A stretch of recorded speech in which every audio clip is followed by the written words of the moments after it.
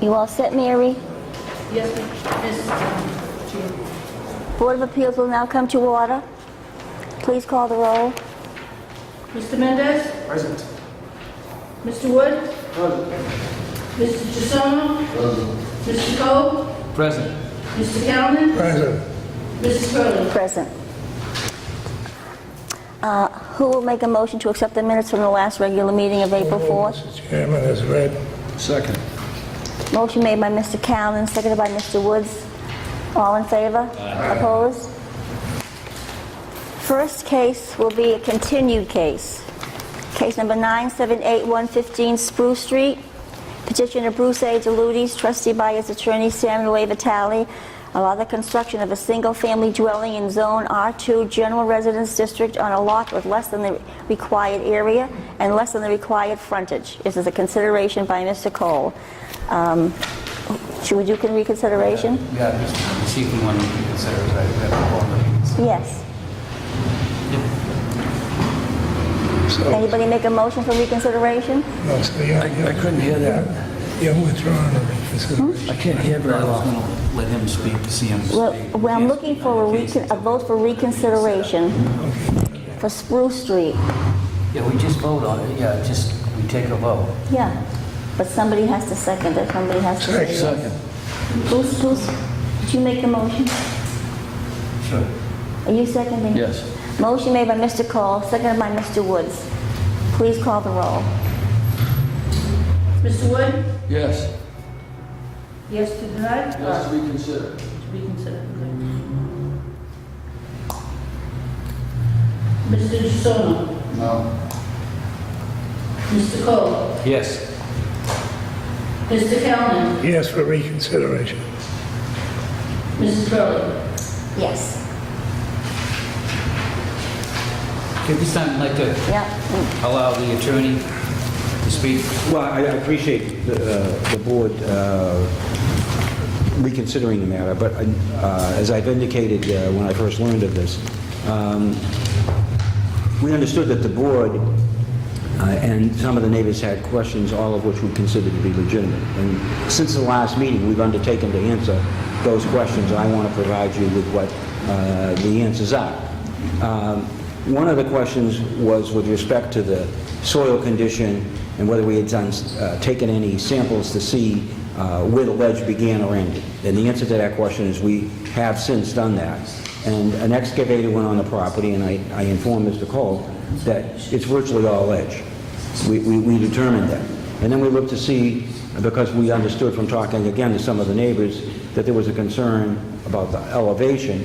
And we considered a smaller 6-room ranch-style home. But even then, it was difficult to site it, given what we found to be the conditions of the ledge. And then also, the conditions of ledge affected the ability to bring utilities like water and sewer. So that wasn't a good outcome in terms of the construction of a home. The second was that we wanted the surveyor to demonstrate to the abutter that essentially where his driveway is and where he's got his firewood piled is on the land at 15 Spruce. The surveyor was away on vacation, didn't put the pin in, but they had spray painted, and that's an issue that's unresolved. But will get resolved because it is what it is. And one of the complications was that the abutter asked the same surveyor to do a survey, and the surveyor rightly said, listen, I can't do it for you because I did it for the other people. But what generally happens is that the two surveyors can compare notes, and they agree on where the line is. So while we're confident that's where the line is, that's an unresolved issue. So with those in mind, I talked to the petitioner, who said that was not able to proceed to construct a house, and that the only alternative is if anything could ever go on there might be a garage. Maybe he could expand his home within the dimensional regulations because he's got the adjoining lot. And so while I appreciate the reconsideration, and the only thing that I might suggest is that because it's not going to go forward, and it's really not going forward for practical reasons.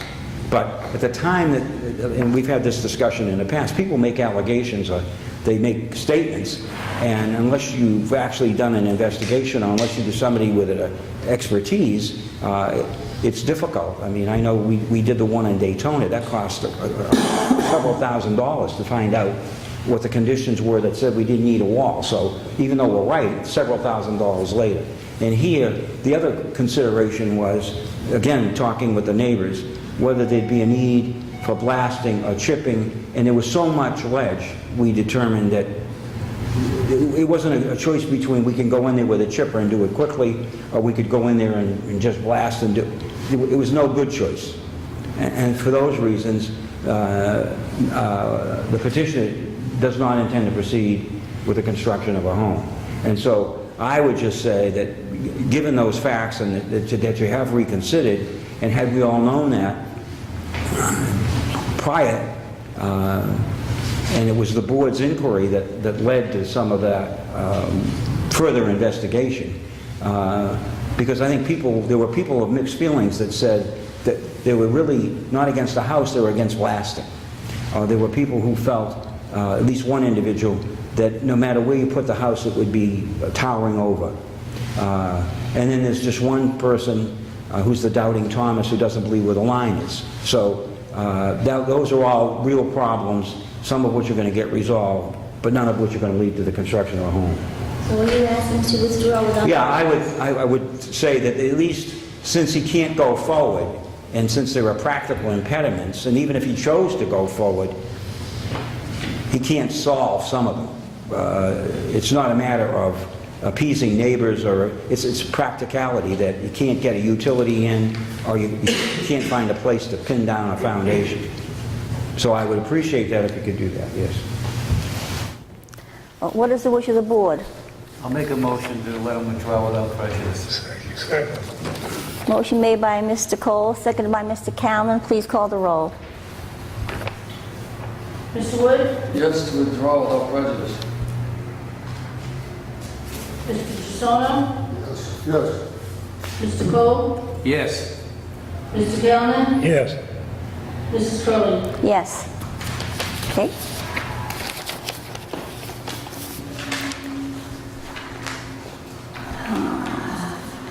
Case number 9786, 417-423 Boston Street. Petitioner A.L. Prime Energy Consultant, Inc., by its attorney Samuel A. Vitale. Appeal concerning whether the City of Lynn Zone Ordinance, Section 16, Site Plan Review. Sorry, stop it. Do you want some? These building inspector says so, what you used to talk before.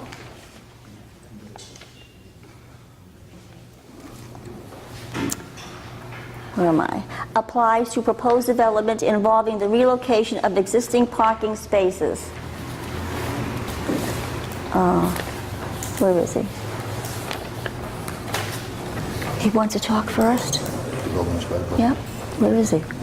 Oh, there he is. I'm Attorney Vitale. I represent the petitioner. Nasty Gruber is the president. He's sitting here in this row. This is Anthony Gruber, who's a professional engineer. I don't know about your eyesight, but I'm having trouble seeing that, so if you could bring a little closer. But we brought plans that... Where's the building inspector? Good evening, Madam Chairwoman. Yeah. I thought it was my eyes. The building inspector wants to speak first. And since I didn't know this gentleman or this gentleman, I didn't know who was the building inspector. Is that all right with you? Yeah.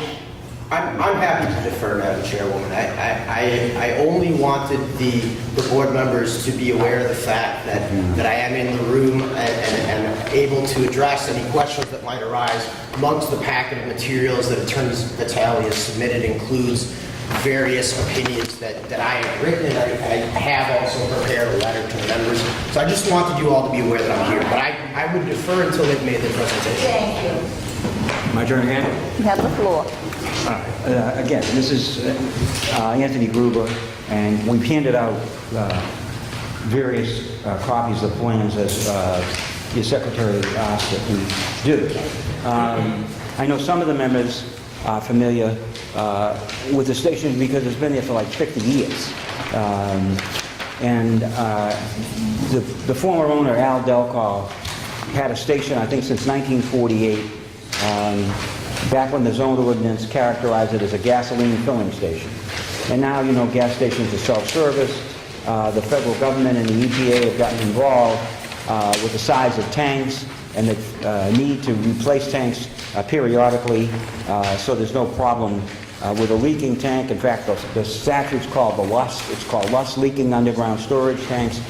And so this proposal came forward by AL Prime that has two other stations in the city of Lynn. None of them have had ever a problem or a difficulty, one on Summer Street and one on Weston Avenue. And they acquired this station a few years ago. They began upgrading it by replacing the smaller tanks with larger tanks. And one of the benefits of that is that because you have larger underground tanks, there are fewer needs for deliveries because the tanker trucks come in and deposit up to 40,000 gallons. So there are infrequent need to have the tanker truck in the neighborhoods. And like most of these stations, they're in close proximity to residential areas. This is in a business district. This is a station that, when it was first opened, had a special permit from the city council.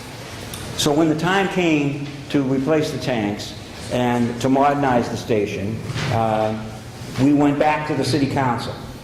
And back at the city council in November, the city council held a public hearing.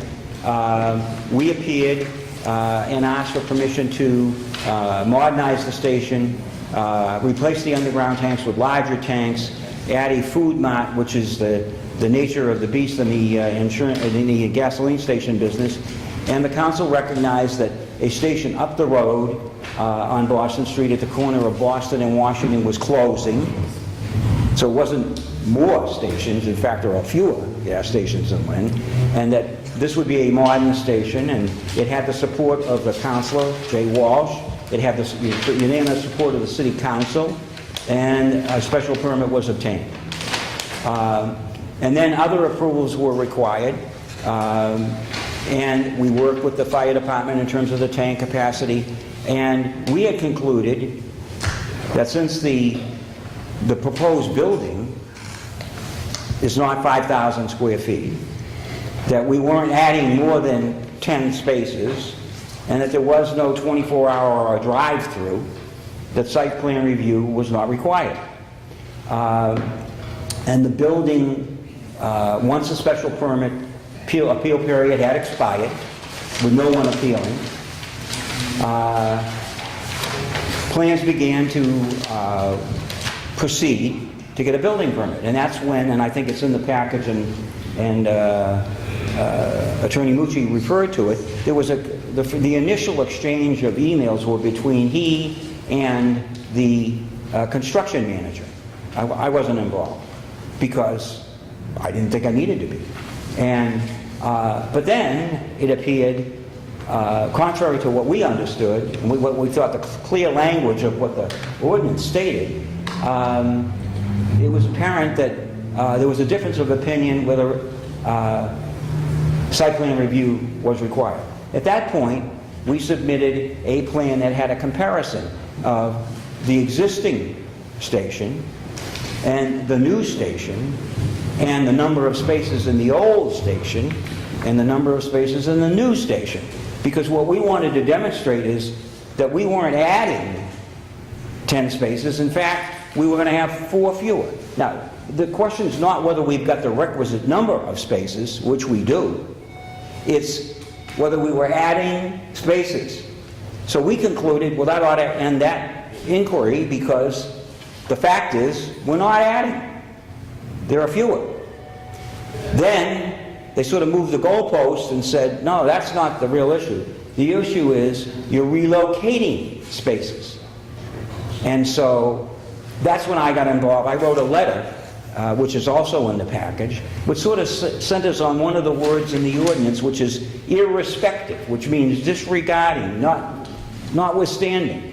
And I put the Oxford English Language definition in, I put the Blackstone Law Dictionary definition in, and the common understanding of what the word irrespective means. So now I think the difference of opinion is between my view of that word irrespective, which I think changed to the phrase, the addition, and obviously if you're going to add spaces, there had to have been some, or relocation. So addition or so I think that irrespective pertains to those two items. And I think there's a difference of opinion because somebody reads the word coming down the line or, and the disjunctive meaning either or, all right?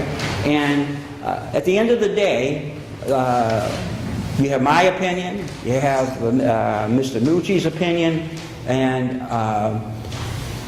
what got our attention is that after I had sent that letter, the building department now sent a letter by certified mail, which I interpreted, I think correctly, to mean that they were saying, if you don't appeal this in 30 days, you're out the door. And so we appealed timely, and that's one of the things I wanted to point out to you. This is a copy of what I filed. It's time-stamped by the city clerk. I want you to compare what I wrote and what you just read as our request, because that's not the request that we filed. This is the request that we filed. And part of this is, and I tell this people all the time, it's not necessarily having the answers, it's having the ability to know what the right question is, to frame the issue. So, someone tried to frame the issue either simpler or in a different way, but this is the way we filed our petition. That's our request. And so, you're in a very difficult position, because what you're being asked to do is to interpret the meaning of some words in the zone ordinance. And so let me suggest a couple of alternatives to you. The first is, and I don't disagree with Mr. Mucci, that there's a United States Supreme Court case that says, and Attorney Mendez would know, that says you've got to give meaning to every word. But what's overlooked by the building department in terms of interpretation is, if there is a difference of an opinion, or if there's an ambiguity, the law in Massachusetts is, and there are many cases, that any ambiguity in a statute or an ordinance, all right, is taken against the guy that drafted it, and it favors the landowner. We're the landowners. If they didn't draft it properly, if it's unclear to you, or it's unclear to them, then there's an ambiguity. And if there's an ambiguity, then it must be resolved in favor of the landowner. And so I, at best, would say there could be an ambiguity. It isn't ambiguous to us because it seems somewhat, there's another principle of statutory interpretation. You can't get to a ridiculous or stupid end. So if you really want to apply the logic that Mr. Mucci did in his letter and saying, well, if you take this argument, these words are superfluous, and if you take them out, you don't need them. Well, if that's the case, that argument applies against his position. And lastly, think about this. Is there anybody here that thinks if you have a project and you move one parking space, you relocate one parking space, that it triggers site plan review? That the relocation of a single space, that's what their interpretation is. If you relocate a space, you must go through site plan review. So we think that's an error. We think it, beyond being an error, it's at least an ambiguity. If it's an ambiguity, then we say to you, you've got the ability to determine either of those two facts. And when you do, you have to come to the conclusion that the application of this statute, this ordinance, which says a building of 5,000 square feet, it's conceded the building's not 5,000 square feet. Or the addition of 10 spaces. There is no addition of 10 spaces. Or you have to have a drive-through, which we don't. So if those are the criteria to be a project, and none of them apply, then why does site plan review, why is it required? And so that's why we brought this matter to your attention. And we submitted the plan, and I want you to look at it, because as Councilor Walsh understands, it's a much needed improvement. It takes down a larger building, it modernizes the store, it puts in larger underground service tanks, and it's a business that's been here since 1948. So why is site plan review required now? Because we're relocating the spaces? That's what the argument is. We're relocating the building too, aren't you, sir? Excuse me? Are you relocating the building also? The building is essentially where it is, but again, relocation of the building is not a criteria in the ordinance. That's not what it says That's here. not what it says But there. it's not being moved, it's there. It's being built, right. This building's being shrunk. I mean, this is the existing building, so this portion's coming down, okay? This is being modernized, but it's not 5,000 square feet. Wait a So minute, you're saying the building on the right? this old warehouse, if you've been on Boston Street, there's an old warehouse. that I you can understand walk that. in. So now it's going to be reduced from whatever the size was to that size. So, in But terms, where is the food mart gonna be? it's going to be in the new station. But where? No, wait a minute. Yeah, but. Right behind the spaces. Yeah, I understand. And where's the building now? The existing building on the lot? This is, No, there's not two, the warehouse. there's two buildings. Smaller building. There's two buildings. One of the gardens are over Let him there. answer. That building, right. So you're moving the building to make the filling station out back. You're No, removing no, the building out no, front. we're reducing the size of the warehouse, number one. Yeah, it doesn't say that anywhere that we read. Excuse me? It does not say that. We didn't realize. Because we're not over 5,000 square feet. But I'm saying there was no wording in the paperwork that we get that was gonna be demolished, that part of Well, it. first of all, let's see, the paperwork you have is the city council's special permit decision. Yeah. In which they made 4 findings, all right? Their findings are clear. They say it serves the public need. See, you have a copy. I could recite them, but you have them. So there are 2 special permit granting authorities in the city. Yes. You're one, but your authority is limited, and they are the other. Yep. And they made a determination on November the 1st that the proposed use will be safe, attractive, and appropriate for the area. That no substantial burden will be placed upon the city for services. There's no detrimental impact on the city or the neighborhood can be envisioned. The proposed use, this is the key one, will not derogate from the intent and purpose of the zoning ordinance, but will enhance it. That's not me, that's the city council. So you're not saying the question? And they saw those plans. Yeah, yeah. Those are the plans they approved. Yeah, I know, but when we went down there visiting the site and looking around, as we always do, right? We went out back and there was about 100 old pumps. It looked like a dump there. We couldn't even see the back of the existing building. So that's why I'm wondering what is going on Well, there. what was going on is we were proceeding to go forward with what had been approved in November, and it came to a halt. So because the we couldn't question get a permit. I'm asking you, Mr. Vitale, is, are they going to use that existing building as part of the food mart? The food line is part of the new building. No, you're talking the gas No. station. You're talking the Yeah. existing service The station. existing Coming building. out. That's 3,612 all we square know. foot addition. The 3,612 square foot addition, Sam, the addition is 3,612 square feet. The new store, that's 3,612 square feet. Which is not 5,000. Is it going to be any part of the existing building that's not the existing warehouse building? No. So you're going to move the existing building, which is the store, or that they're using as the gas station now, you're going to move that back to the 3,600 on the proposed plan, correct? Correct. So But that isn't the reason we can't get a building permit. The reason cited is we're moving the parking spaces. So that may be your view, but the building department said why we can't get a permit is first we were adding 10 and now we're relocating a space.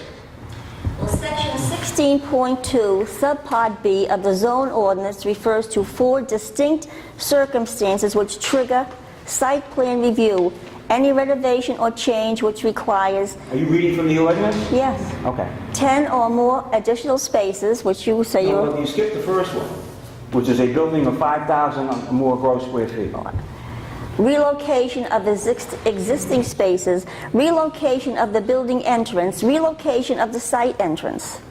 Any renovation or change of use which requires the addition of 10 or more parking spaces, irrespective of existing parking spaces, is separated from circumstances, B, i.e., the relocation of existing parking spaces by the distinctive conjunction or conjunctions are used to connect clauses within a sentence. Is that But- the ordinance you're reading? But you're moving, Oh, that's right. You're not reading from the ordinance, unfortunately. but this is part of it. Well, the ordinance speaks for itself. You have a copy of the ordinance. That's somebody's, I don't know what you're reading from, but that's not the ordinance. That's not the zone ordinance. I prefer the water department. Well, that's what's going to happen here, because Well, I'm just telling you that that recitation is not from the zone we're ordinance. going to listen to everything. But I'm saying, I submitted to you And the question is, what is the meaning of the words in the zone ordinance? I also suggested to you that there could be a difference of opinion. If you want to read that opinion, you can read my opinion. It's still an opinion. This The isn't question an is opinion, what... it says, section 16.2. Right. That's not the ordinance. The ordinance starts off with the first thing that's in there, and I'm responsible for why it's in there. That site plan review, it says, that is not a special permit. I put that in there because I said, people who get special permits shouldn't have to go through the same process twice. So right at the outset, in the purpose of the site plan review, it cites and says it is not a special permit. It says you can impose reasonable conditions. But then it starts off, the first criteria, which you didn't read, is you got to have a building of more than 5,000 square feet. See, and we're going to listen to everybody. But this is going to end up going to the city solicitor for clarification. I'm just saying. That's your prerogative. But what I'm just saying to you is that you're stating to me that that's what the ordinance says. You are going to have a building of more than 5,000 square feet when you're done. Am I right? No. After the renovation, you add the new store, the building is going to be more than 5,000 square feet. No, it's 3612. 3612. And with the warehouse attached, as you know, it's combined. It's not attached. So there's a space between those It's two not buildings. attached. Yes. It's, well, but it's less than a wide. They're not attached, and They're there's not no attached. ways between the two. I mean, why So don't- what's the again, distance between the two buildings then? if this was an honest attempt to try to determine what the meaning of the ordinance is, I would think you'd start with the words in the ordinance. What's the distance between the two buildings? I don't know exactly, but it's between a foot and 2 feet.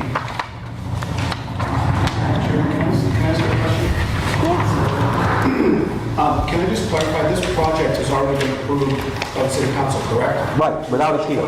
So we're not really here on the merits of the project. We're here talking about the interpretation of the ordinance, and we have two attorneys that are disagreeing on the interpretation of the ordinance. Is that We have a correct? difference of opinion. Difference of opinions. So wouldn't, I guess my suggestion would be that we need to send this matter to the city solicitor's office for clarification. Well, that's what I Because we have said. two attorneys that are just disagreeing.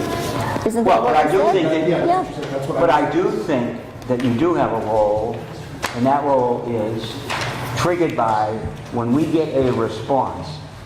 The state statute says that if you ask for and get in writing within 14 days, and that's what that second letter from Mr. Mucci is, sent by certified mail, that your relief, if you're unhappy with what that letter says, is to appeal to the Board of Appeals. My concern was that if we didn't act, then that time expired, and then we had some argument and that site plan review didn't pertain, they'd say, well, you didn't timely appeal. But if this case was to be continued to the next meeting so that we have time to refer this to the city solicitor's office and get an opinion, would you be prejudiced in any way? No, because we don't have a permit now, and God willing, we'll have one then.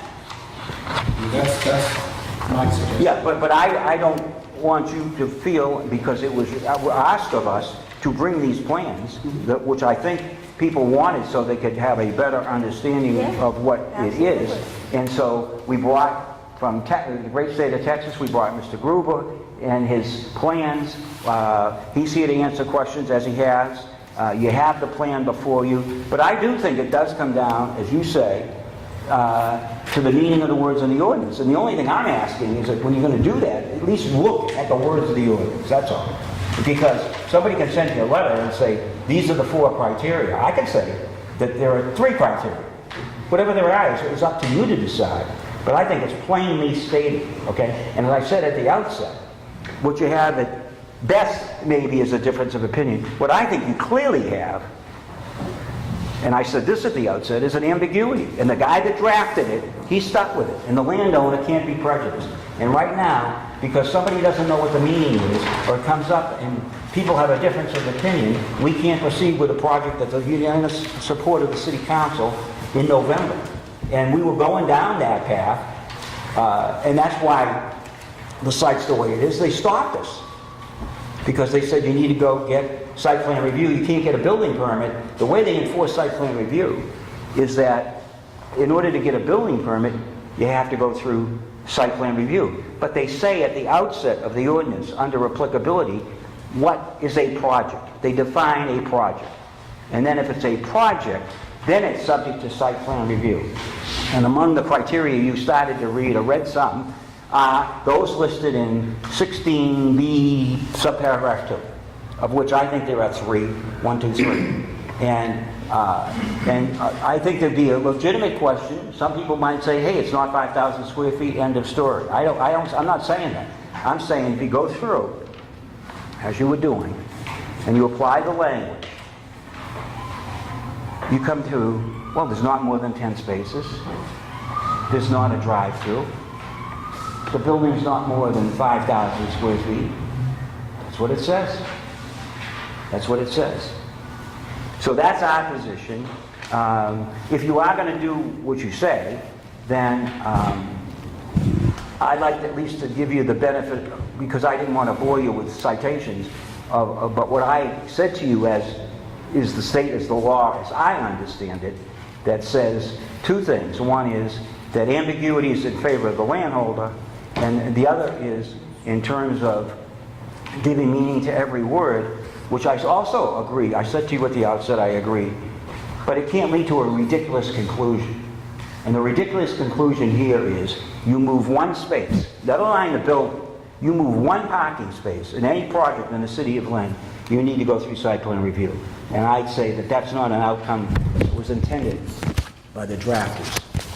You know, Attorney Vitale, this board, the first time they got to see the decision of the city council was when we sat here tonight and was given this paper. I submitted that when I filed my You application. may have submitted it, but nobody submitted it to this board. And when I went down to look at this the other I day, filed my appeal with the city clerk. The city clerk questioned me why I was filing it, because I read the statute and it says, if you appeal, you must file it with the city clerk. I filed it with the city clerk, and I filed it with ISD. What they did with it after that, and that's why I got a time-stamped copy. They could have thrown it out the window. I understand. I got a time-stamped copy. My application is what I handed you, not what was published. My application had all the email exchanges, all the letter exchanges, a copy of the special permit, a copy of the deed to the property, so I had a complete package. If you didn't get it, I'm sorry, but that doesn't work with us. I didn't say it did. But when we get this, new cases, and this comes up, just a 1-line sentence, and I go down there and I look at this, I had no idea that that building was going to be gone. I parked in front of that big building. I had no idea. I thought all this was going on in that other small area. So this is like a whole new thing to me to sit here tonight. I'm sure it is to everybody. Well, that's why there was a request made, a day ago? 2 days ago? To bring these plans. We brought the plans, we brought the engineer.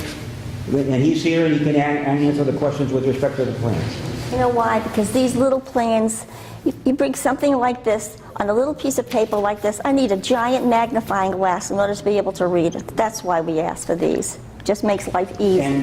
And I thank you It for took me doing it. 24 hours to respond to that request. I thank you for doing it. I'd be glad to answer any other questions. Madam Chair, Yes. I just want to reiterate, so you went before City Council when? November the 1st. And so it's the same procedure there. There's a 30-day appeal period. No appeal. The I'm document saying, I yeah, filed but is the one that was, it says that 20 days has elapsed, there was no appeal filed. Right, so there was no appeal Correct. filed in that 30-day period. And so when were you notified that this action was taken against it? Well, it wasn't that we were notified. What began was the process after the appeal period was up to submit plans, to go forward, to exercise the approval that the city council had given. And that involved the size of the tanks with the fire department, that involved getting a building permit.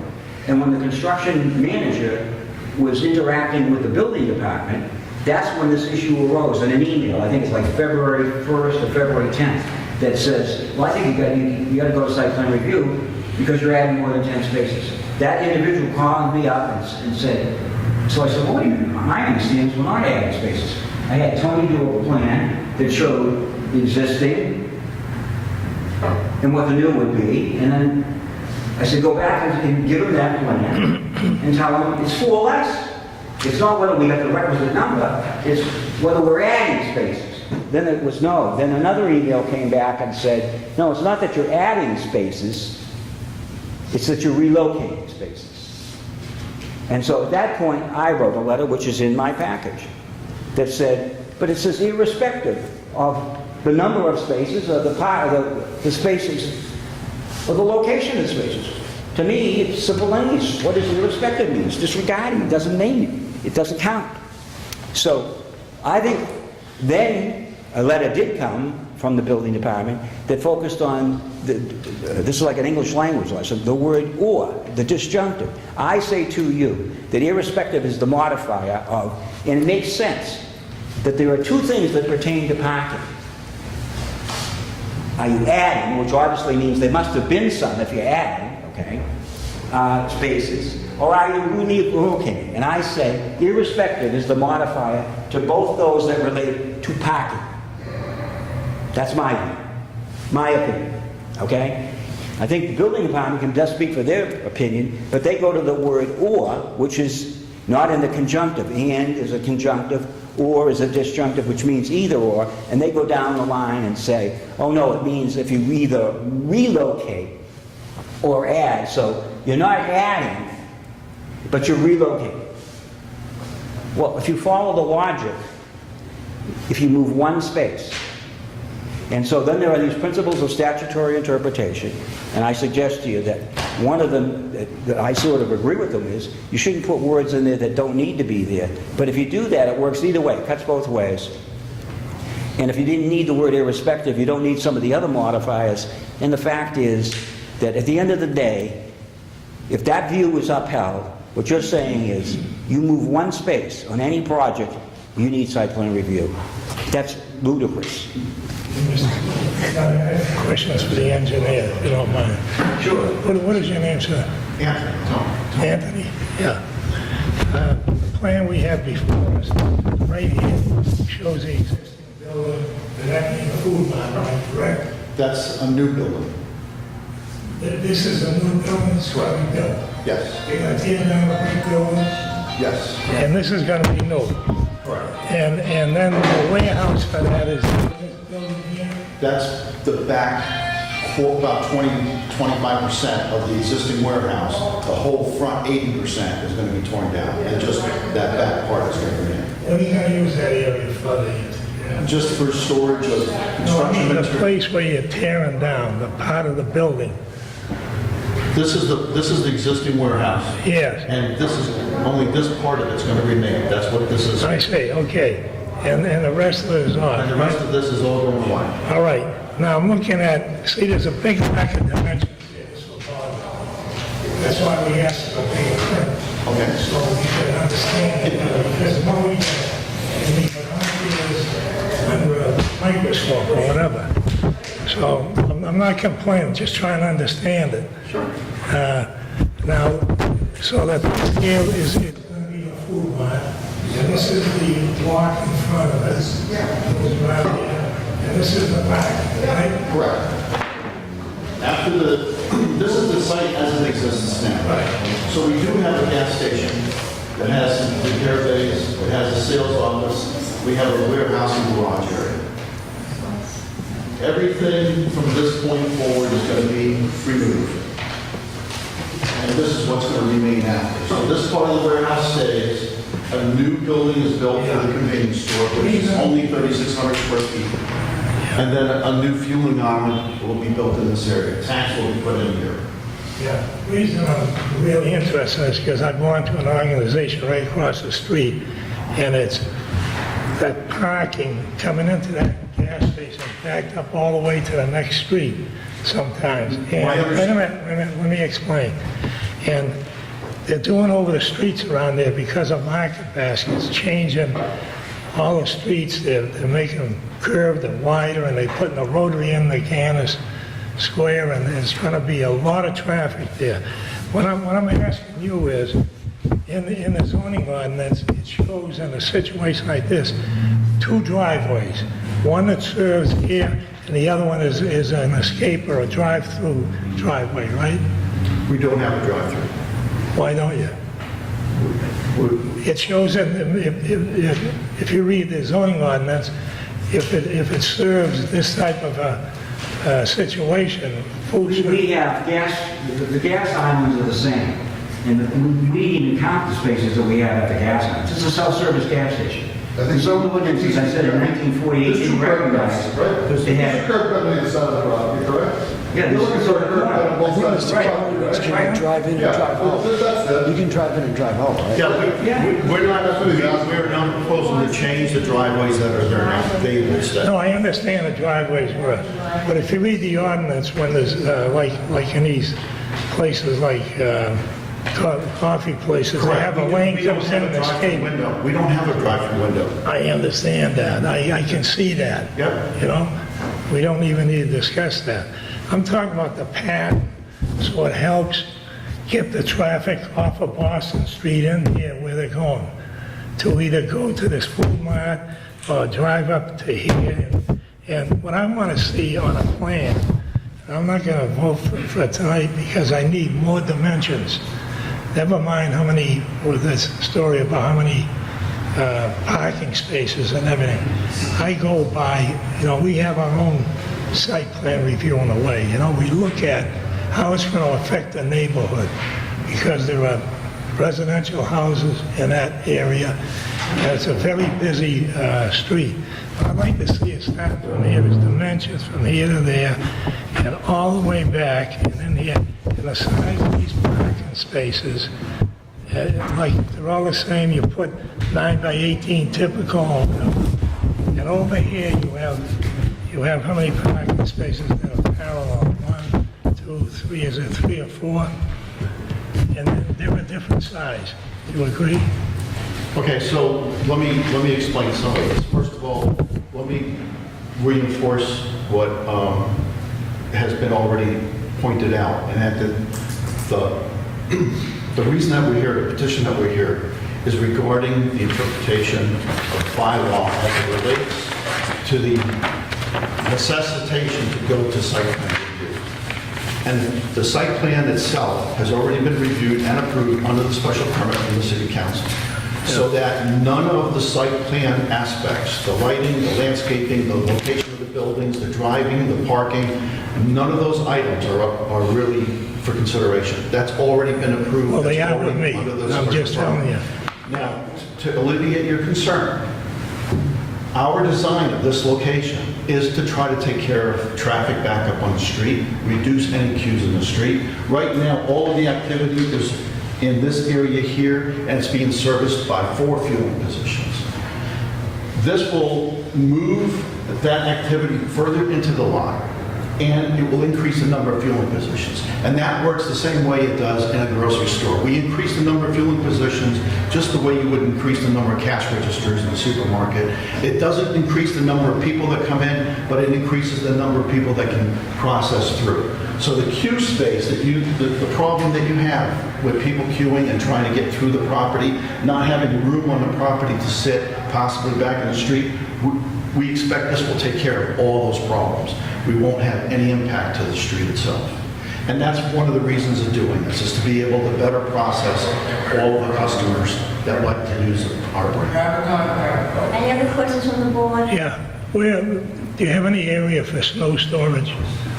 There are a number of different areas right now. The whole area here could be used for snow storage, this area here. But we have this problem at all of our locations. We have a number of urban locations that are on small lots within the city area, and we have a good program set up that if we do exceed our snow capacity on the site, we truck it out. Yeah. We dispose of it properly.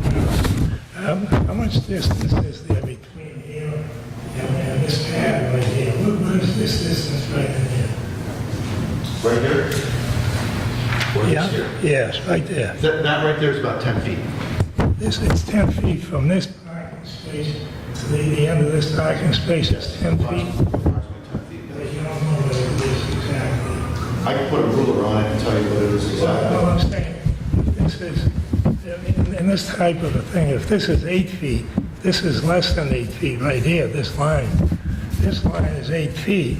This is less here, probably 6 feet. I don't see how you get in the back there. Well, first of all, that storage is for our own construction division, our own sign department. Yeah, We but I'm expect saying, I'm looking we're at... going to have someone in there All I'm once or looking twice a for month. is practical dimensions. But that is a lane width there. That will provide access for someone to be able to drive back in there with a pickup truck if they have to. Well, yeah, I know, but there's no dimensions. What I'd like to see is a plan of The plan that dimensions. we submitted for building permit actually had more dimensions rather than try to complicate it because... I wish you brought it here.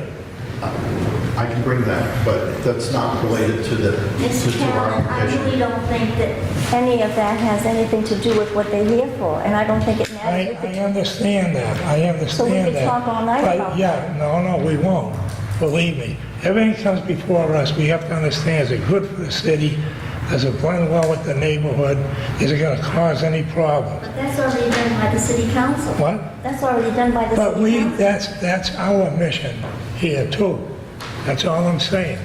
You can agree with it or not, but if you read the preamble from the state, that's what it is. All right, I have no further questions. Any other questions from the board? Hearing none, the hearing is closed for those wishing to speak in favor. Anyone wishing to speak in opposition? Anyone in opposition?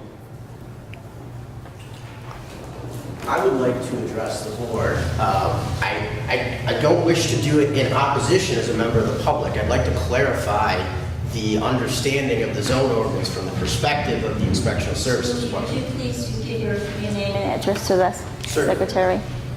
My name is Clint Mookie. I'm the Deputy Building Commissioner for the City of Lynn. I live at 169 Lakeshore Drive. Thank you for the opportunity to address you, and I will be much briefer. I will say at the outset that I think that the recommendation made by Board Member Mendez some time earlier that ultimately this is a legal question, but which should be best addressed by the law department, is probably very much on point. I'd like to make one observation, and also following the suggestion of Attorney Vitale, I'd like to read some of Section 16 of the zone ordinance to you, which I have with me today. There's been various times during the course of the portion of this hearing that's in favor of the project where it's been said that there doesn't need to be any consideration of the site, the location of the building, or the spaces, or the driveway cuts, or anything else, because all that's been addressed by the City Council in the special permitting process. With all due respect to the expressors of that opinion, I think it's 100% wrong. The special permitting authority and the special permit that was sought and obtained by the developers relative to this project arose under Section 4, which has to do with the uses of properties. And what the council considered and ultimately approved was that the use of this parcel to site a food establishment would not be detrimental to the adjoining properties, would not cause additional traffic concerns, and is not a use that should be prohibited. And the building department wholeheartedly agrees that that was a determination that was appropriate for the city council to make, and we have no problem with that. But at that point, it becomes necessary to look at Section 16 of the zone ordinance, and the very first section of Section 16 outlines the purpose of the Site Plan Review Committee. The purpose of site plan review is to improve the design and layout of commercial, residential, and industrial developments through reasonable conditions rather than prohibit uses, and it is not a special permit. Now, if the entire purpose of the Site Plan Review Committee, and it's further outlined in the criteria that the Site Plan Review Committee is supposed to consider, including the protection of adjoining premises from detrimental uses by provision for surface water drainage, sound and light barriers, preservation of light and air, traffic concerns, adequacy of parking and loading spaces, the location of entrances into and out of the site. If if that's the entire purpose of the Site Plan Review Committee, and the Site Plan Review Committee was created through a delegation of the council's authority, and it was comprised of the heads of various city departments that have expertise in matters such as this, such as the Department of Public Works, which obviously would be involved in any consideration about curb cuts, and the Water and Sewer Commission that would be involved with the location of any access to water mains and sewers, then it doesn't follow to me in any way, shape, or form. It's an absurd result, as Attorney Vitale would say, that by the council approving the use of the site for a food establishment, that they've foreclosed any future consideration of how upon that site the building that'll house that use should be located, or how the access to that site should be created so that there isn't a backup of traffic on Boston Street. And that quite simply is the point of view of the Inspectional Services Department. One final thing, and I would agree once again with Attorney Vitale, and I'll address any questions that anyone would like to answer, but again, I didn't come here to lecture anybody. The crux of the argument absolutely does turn on the significance of the word irrespective in subpart B of section 16.2 of the zone ordinance that defines the circumstances under which site plan review is required. There's no argument that subpart A is triggered. There's no argument that subpart C is triggered. So the entire question concerns this paragraph. Any renovation or change of use which requires the addition of, which tends to be, there's a typo in here, but of 10 or more parking spaces, irrespective of existing parking spaces, or the relocation of existing parking spaces, the relocation of the building entrance, and or the relocation of the site entrance to accommodate the renovation or change of use. Ultimately, the difference of opinion between my interpretation and the interpretation of the Inspectional Services Department and the interpretation proposed by Attorney Vitale this evening comes down to this. What Attorney Vitale would have you believe is that irrespective applies both to the immediately following clause where the sentence reads, any renovation or change of use which requires the addition of 10 or more parking spaces, irrespective of existing parking spaces. Then there's a word or, and it says, or the relocation of existing parking spaces, and then the relocation of various other things. What Attorney Vitale would have you believe is that the irrespective that comes immediately before the subjunctive clause that says of existing spaces, and before the or, which clearly means that when you're adding 10 or more spaces, regardless if there's 7 existing spaces or 7,000 existing spaces, it applies. But he would have you believe that that irrespective somehow jumps to the other side of the or and makes the second clause that refers to relocating existing spaces have no effect. And then through some alchemy that I don't follow, it doesn't continue on after the comma and apply to the other relocations, which clearly are triggering aspects of the ordinance. In other words, he would agree that if the building entrance was moving or if the site entrance was moving, that irrespective would have no impact. But again, for some reason, even though the ordinance specifies in the first instance that it doesn't apply unless you're adding 10 or more spaces, irrespective of how many existing are there presently, he would have you believe that irrespective also nullifies the entire following clause. I would suggest to you that there couldn't be a more absurd result. The ordinance, to my mind, is utterly unambiguous, and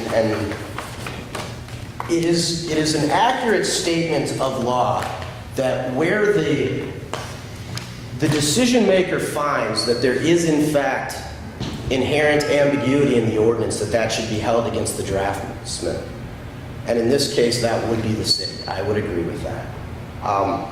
However, it is not the case that simply because an individual claims that they find the ordinance to be ambiguous, that you must adopt that conclusion.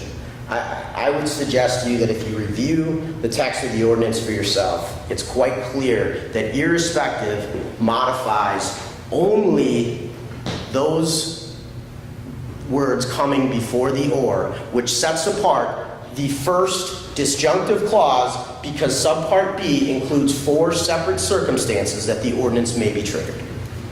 Hey, Clint, I just got one question. Yes, sir. On normal projects that get approved, let's say by special permit or whatever process it is, when does site plan review usually take place? I appreciate that question. It's a great question. I meant to address it.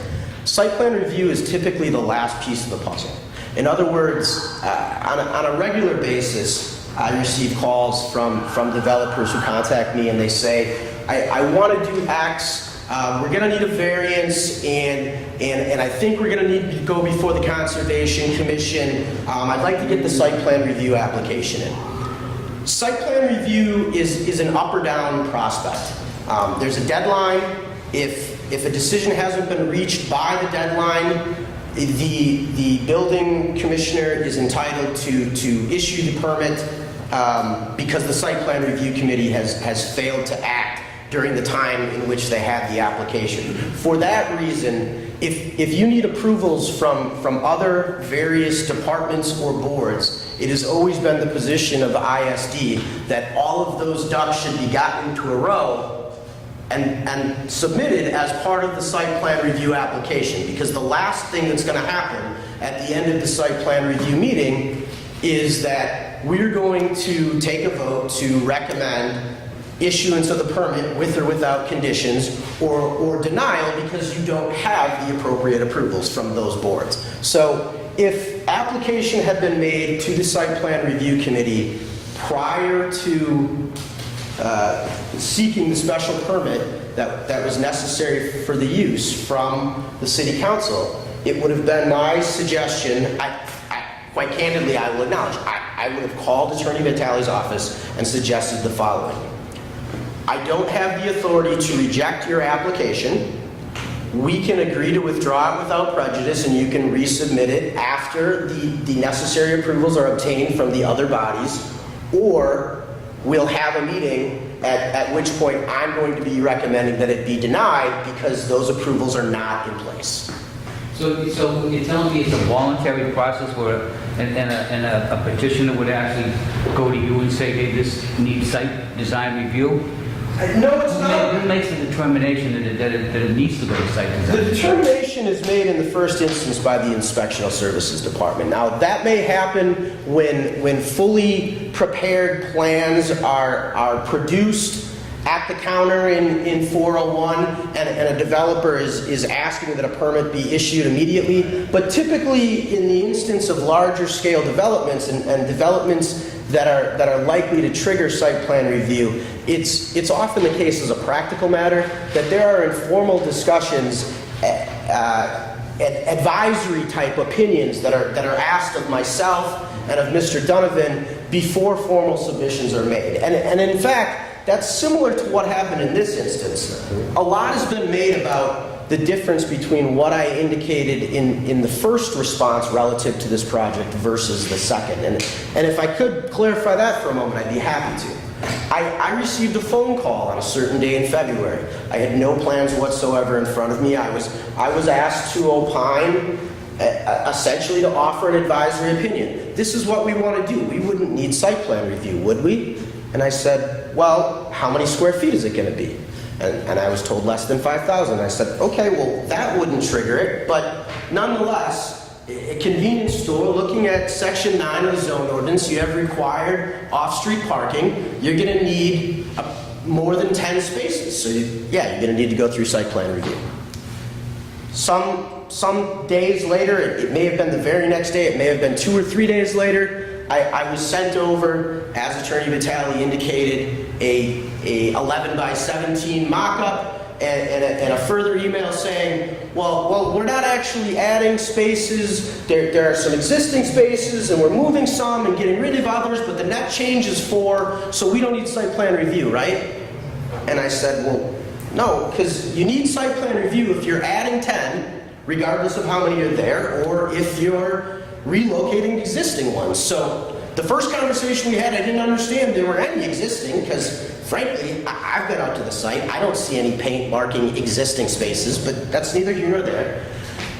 Whether we characterize the spaces that are being added as a relocation of existing ones or adding new ones that have never been there before, the bottom line is that 12 is more than 10, or we're moving existing ones, and site plan review is required.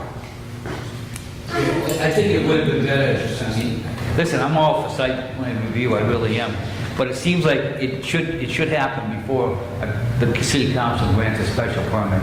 Because there's no stipulations on there that says subject to site plan design review. It seems to me like it should take place before, so they know what they're voting on. They vote on that plan and then you change it. Well, maybe they wouldn't have voted for it based on that. It's a point well taken, and it's probably something that should be discussed in the future. I think that maybe the special permit itself is the outlier in all these things, because the thought process behind having site plan review last is if the Conservation Commission were to suggest that the plans need to be changed in X, Y, or Z ways, I don't have that expertise. I want the final plans after they're okay with them. But I take your point as well made. Well, you know what happens? A lot of times we have to grant a variance before the city council will actually grant a special permit. Because if we don't grant the variance, then they can't grant the special permit. So, there seems to be a process in place, very clear process, and that comes. This just seems like it's one of those that kind of fell through the cracks somehow. Yeah, I mean, again, I would only point out that what the council actually approved was the use and not the site itself. And I would offer this counterfactual alternative for you to chew on. If there wasn't going to be the opportunity to put in a convenience store, there wouldn't be any necessity to seek a building permit, right? So while I appreciate your point, at the same time, if the council was not going to approve that expansion of the use of the site, there wouldn't have been any reason for the project to ever get to the stage of speaking with the Inspection Services Department. Well, I have a question. Now that building is being moved from where it is, It's being torn down. well, all right, torn down. Then a new building. Right, well, not move, that's what I meant, And it's going to be way over on the right-hand side. And if there's a homeowner living next to that, and now we're going to have a convenience store in the gas station, and I don't know what the hours are, and what if there are big lights, they're going to shine on this person's house, and do you know what I mean? Is that... I think those are all completely valid concerns. Those are exactly the considerations that the Site Plan Review Committee would be considering. Buffering, screening, lighting are all considerations of site plan review. Those are precisely the meat of what the Site Plan Review Committee does. So I think those are all great concerns. My honest answer at this point is I really haven't still to this very minute received the formal plans. What I received was an email of an 11 by 17 one-page showing me where alleged existing spaces were currently and where they would be configured in relation to a building to be constructed. Any other questions? Yes, I have one too. What's the big deal with site plan review? Why do you so against going? I'm not against it. I say it's not applicable. Hold on, let me finish, because my question was kind of two-pronged question. So this conversations are going back on in January and February here. Here we are in May. Site plan review probably would already been open. That would have maybe been under construction already. Well, I'm saying. see, you have more faith in the government than I do. All right? Let me just suggest to you that there is, as the Godfather said in the movie, there's no coincidences. There's reasons of things happening. Not a single neighbor appeared at the city council in opposition.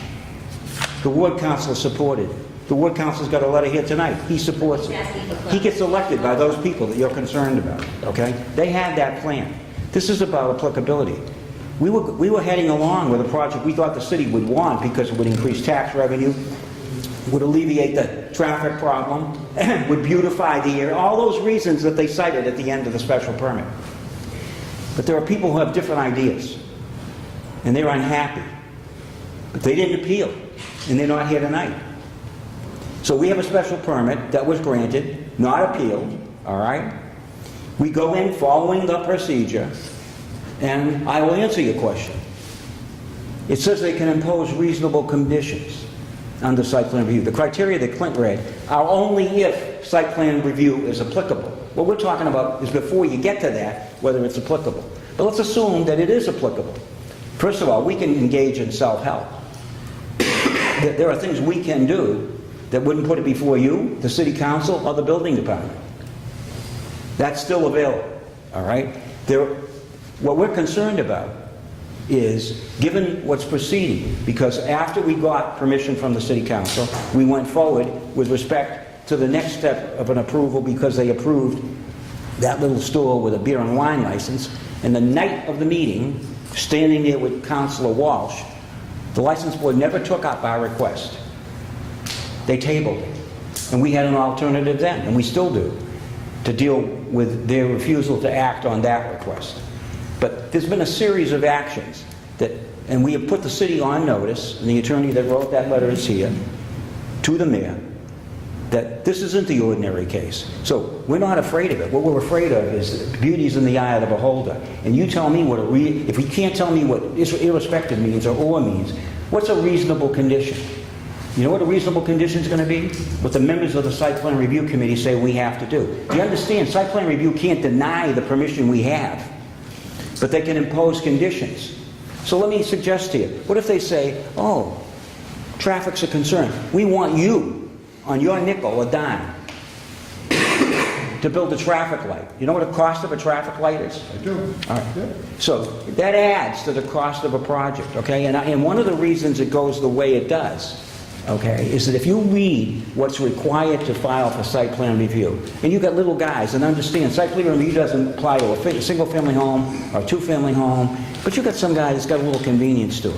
You read those requirements to file. Another section that's in there, again, because I insisted when this came up, and there were 3 or 4 of us that had input, I said, how can you burden some little guy when he's got to go get 14 sets of drawings done by an architect, done by whatever, and then somebody says, oh yeah, but you didn't do this, or you didn't do... So if you look at that ordinance, it now says that there's a pre-conference. You can have a pre-conference, and I'm probably the only person alive that's engaged in that, because I knew about it, and I brought 3 or 4 projects in beforehand because I didn't want to go down the path where we were proceeding on based what we thought, and somebody said something different.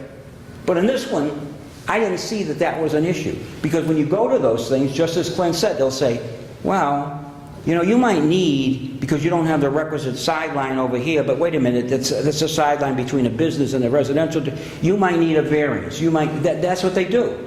But then you know, and you don't go to the expense of preparing 14 sets of drawings done by an architect, done by whatever, and then somebody will come in because, let me tell you how the process works. There's this committee, but the police department shows up, often the fire department shows up, water and sewer sends a letter, people make comments. Those are all anticipated and expected. Here, what we're concerned about is that so far we've been surprised, and a surprised man is a defeated man, and we don't want to be defeated. We think we got approval, it's not a special permit, you read that preamble, what it's supposed to do. But so to answer your question, I think if what's waiting for us is an unreasonable condition, and if somebody could assure me, oh no, it's going to be a level playing field, that's one alternative we have. But you came here with no assurances that we weren't going to make you go there. But I said to you just now that I have other ways to achieve what we want to achieve. We could reduce the size of the building. You heard Clint say we could take out the food mart. What say has he got if we take out the food mart? You know what the answer is? None. Would you be here if you wanted to do that?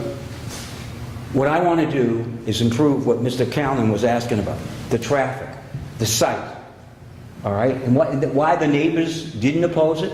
because they want a station that's been there when it was a gasoline filling station, was what the ordinance called it. There wasn't self-service gas stations in 1948. This is a self-service station. The hours, the city council sets the hours. It's midnight.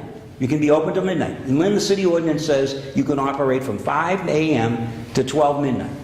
Do you think the neighbors would have shown up if they knew that that building was going to be moved over there and it could be lights shining? Absolutely. And lights could be shining? Because I'll tell you Can what- I speak first, please? Well, you asked me a question. I'm still speaking. I thought you were finished. You asked me a question. Do you think the neighbors would be? And I was about to answer. Al, I'm not finished with the question.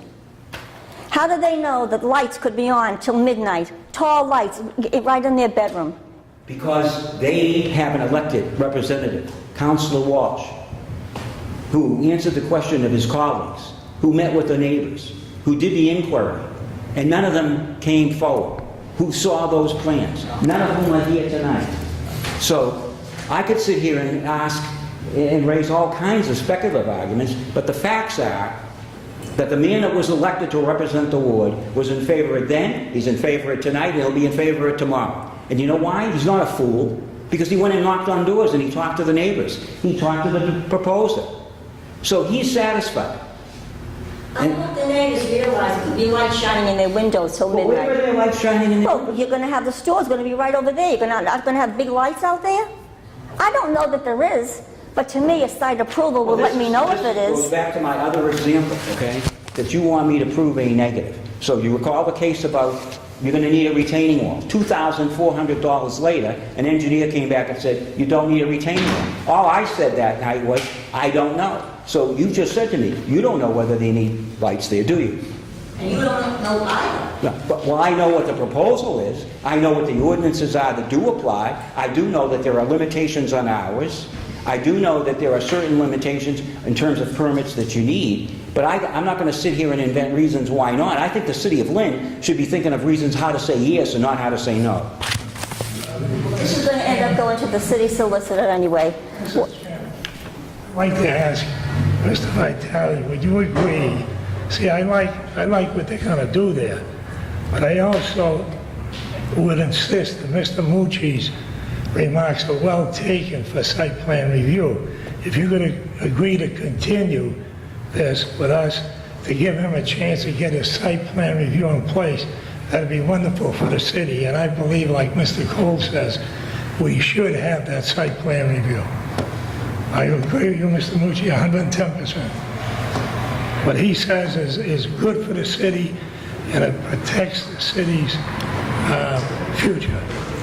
So if we continue this, you know, so that he can get that done, look, I agree with what you're We have saying. no problem providing what is asked for or what's required, okay? But what we do have a problem with is taking the plain meaning of a word or an ordinance, okay, and applying it, not for the purposes that Judge's arguing about, but what we think for other purposes. And that's why a letter's been addressed to the mayor that deals with this process, all right? So those are all legitimate and laudable goals, if in fact that's what was really at stake. But what we're saying to you is that if people, they should have a right.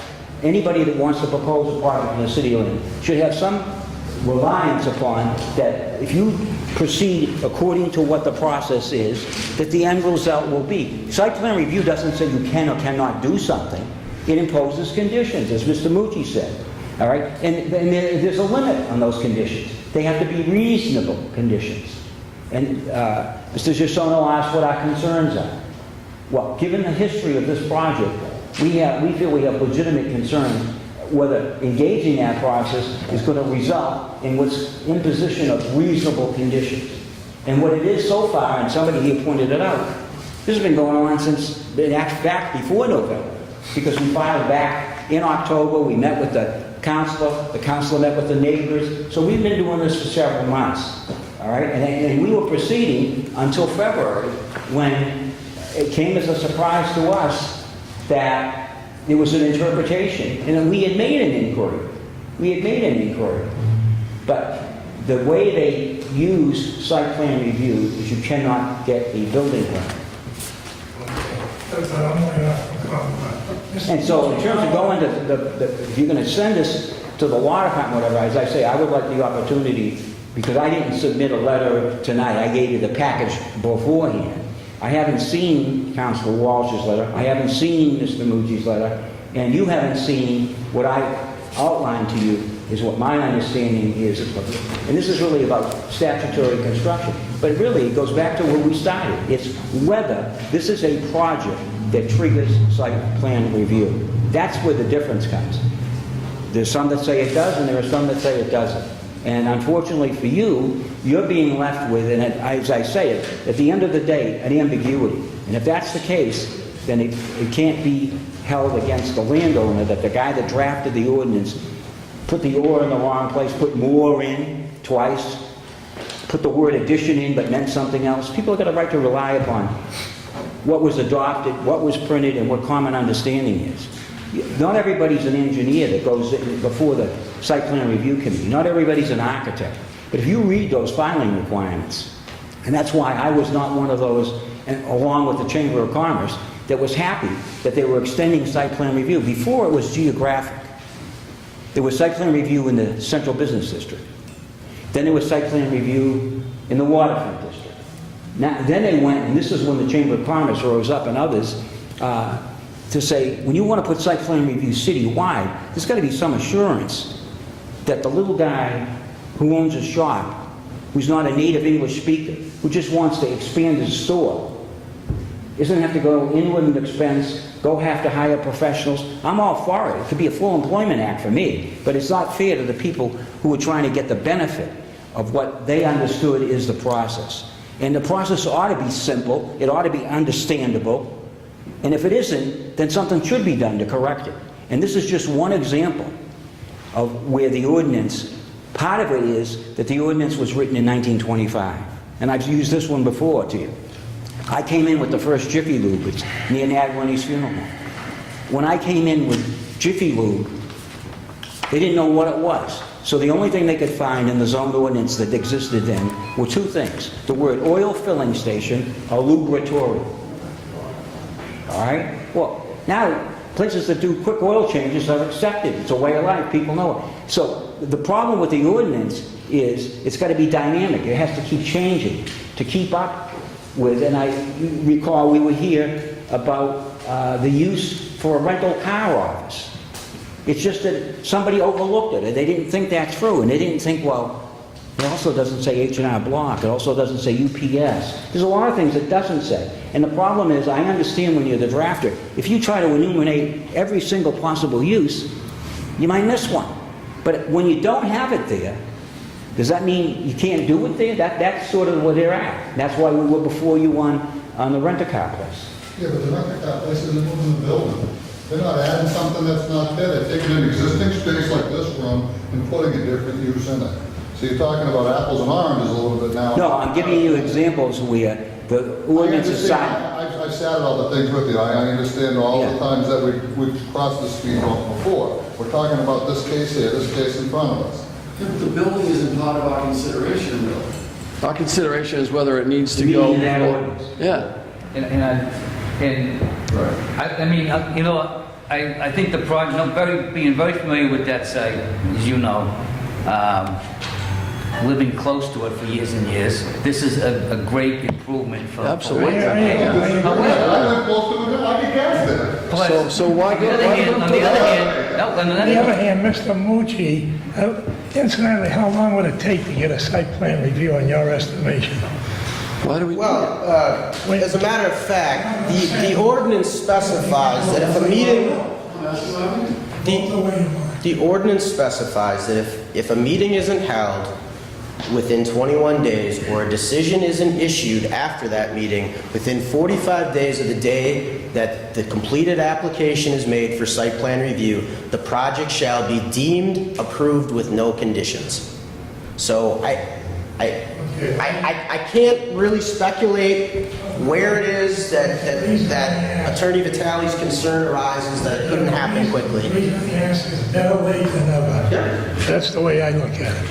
And I'm not in disagreement with you, but if I understand Attorney Vitale's position, he's not in agreement with continuing this matter so that we can do site plan in the interim because his wholehearted belief is that site plan doesn't apply to him. Bill, he's afraid of what might happen with site plan. Well, and Not that it doesn't apply to him, although that's true too. I mean, I think he said several times, but that he doesn't think it applies to him. But I think that's a semantic That's true. decision in any Yeah. event. No, I mean, It's you both. presented a great case, and so was the attorney. I don't think, I haven't read the paper trail that has been cited, the emails, and I'm not a lawyer. And to me, I agree with what Mr. Mendez says. I'd like to continue this for 2 weeks and refer it for an opinion to the city solicitor. That's what I'd like to do. It should be continued for a lot of reasons. Everybody on this board thinks that's a wonderful deal, and everybody's for it. I'm for it. However, I'm also a neighborhood person, and I care about the people around it. So I'm also, that's what I suggested in the first place, that it should go to the city solicitor and let him do the determination. We need an opinion. We've got two Exactly. opinions. We need an I opinion. will read Councilor Walsh's letter. Dear Chairperson Curley, I am writing this letter in support of the above-mentioned petition. I know that this hearing is in regards to an appeal concerning whether the City of Lynn Zone Ordinance, Section 16, Site Plan Review, applies to proposed development involving the relocation of existing parking spaces. But I would like to go on record asking for clarification as to why this petition was originally required to go before the Board of Appeals, as a special permit was obtained by the Lynn City Council. Thank you in advance for your assistance in this matter. John M. Walsh, Councilor, Ward 7. What is the wish of the board? The secretary gave me extra copies for Mr. Vitale. Oh, here, yep, copies for you? Yeah, I haven't seen it. I just have another comment, Mr. Curley. I'm sorry? I'd just like to make another comment. We'd like to make a comment. Okay. I just think that it's a shame that we put this prospective business through the extra step of site plan review. I think it's a great improvement, and I think we're splitting hairs, and I think it's ambiguous, and whether we go from 12, we're going from 16 to 12, and I just think this adds to the reputation that the city is very difficult on business in the city. I just feel disappointed about it. Well, I have a lot of support for site plan review in this city. It's a needed.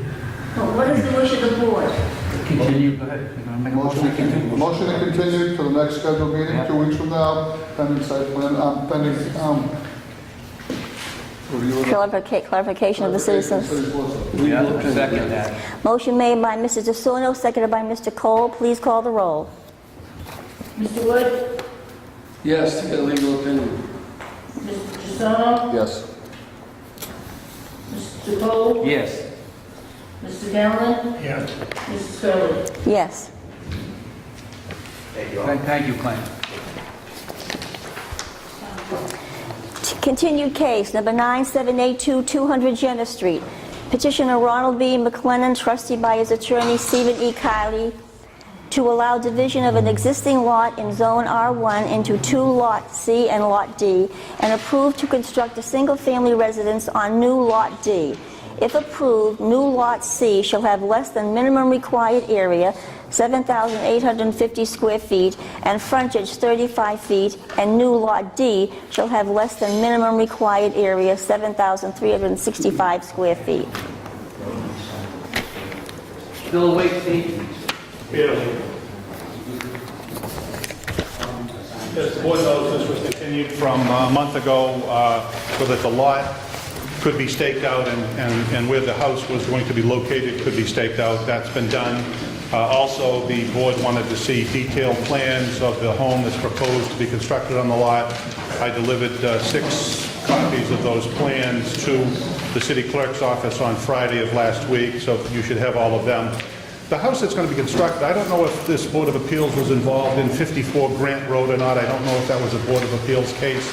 But the house that's going to be constructed is identical to the house that's at 54 Grant Road, which is on the left-hand side as you just almost crest the hill. It's new construction, obviously. It has a nice farmer's porch on the front. It's a blue house, very, very attractive house, and that's the same house that's going to be constructed on this lot.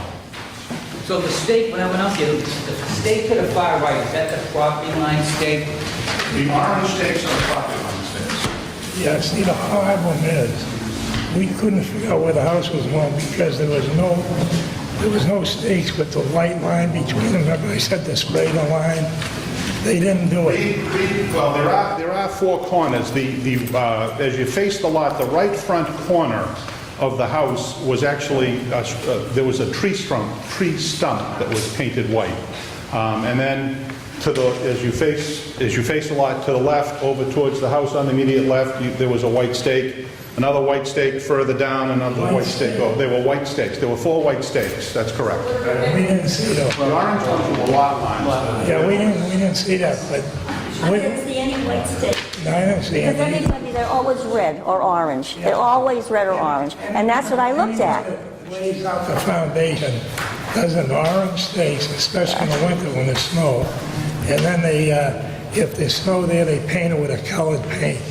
In the good weather, they paint that stripe, just like in the baseball diamonds. You know, that's, I walked the lot with Mr. Reed about 10 days ago. I'm only saying, Yeah. I'm interrupting you. Yeah. That's what's easy for us to see, or for anyone else.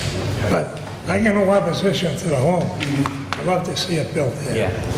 The 4 white stakes are there. You know, the outline of the house is there, and actually it's 3 white stakes, and then he painted a tree stump, which was the right front corner of the house. But they're all there. I wish someone emailed us that information to our secretary. We could have got it. That there was a difference in stakes.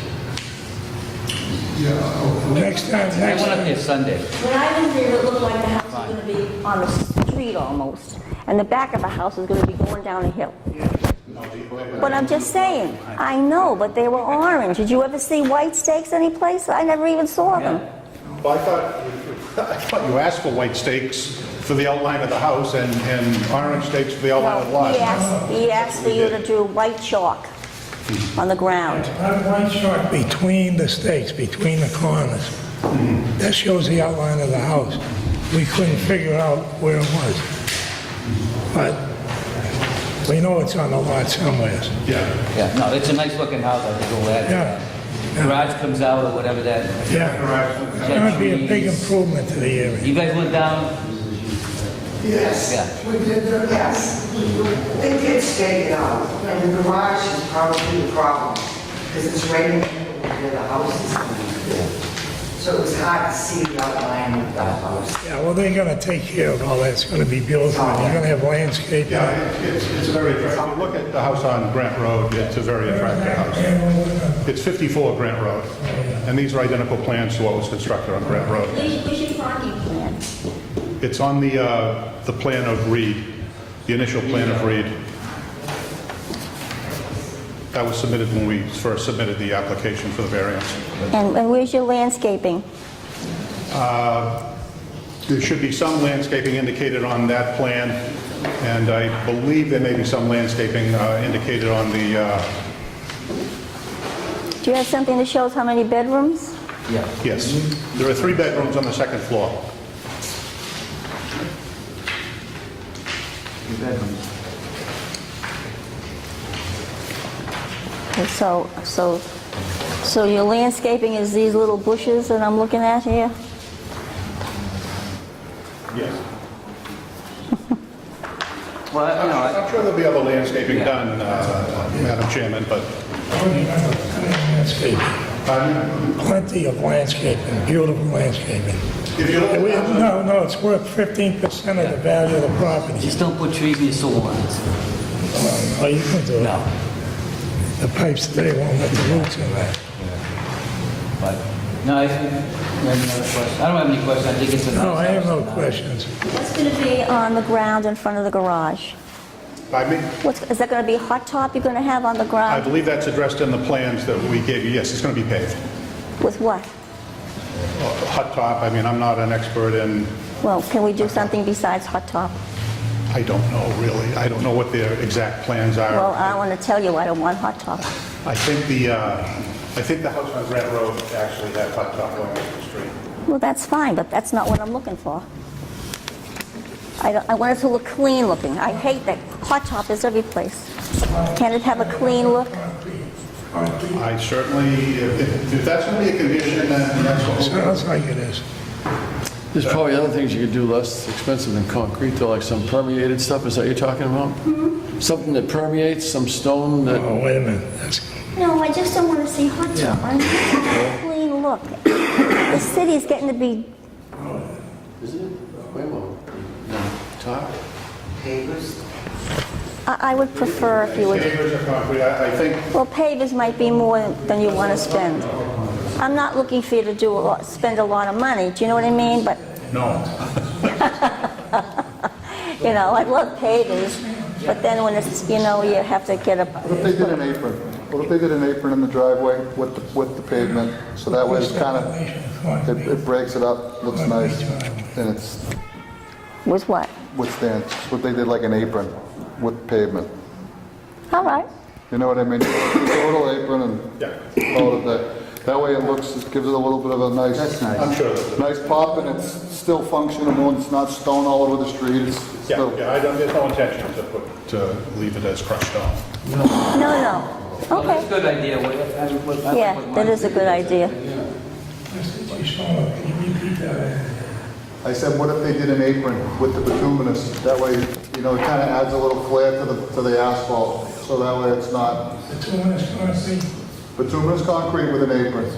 An apron at the driveway, so that way it kind of spruces up the look Yeah. a little bit. Bituminous concrete, I thought bituminous was paving. Bituminous concrete is what they make roads and parking lots and.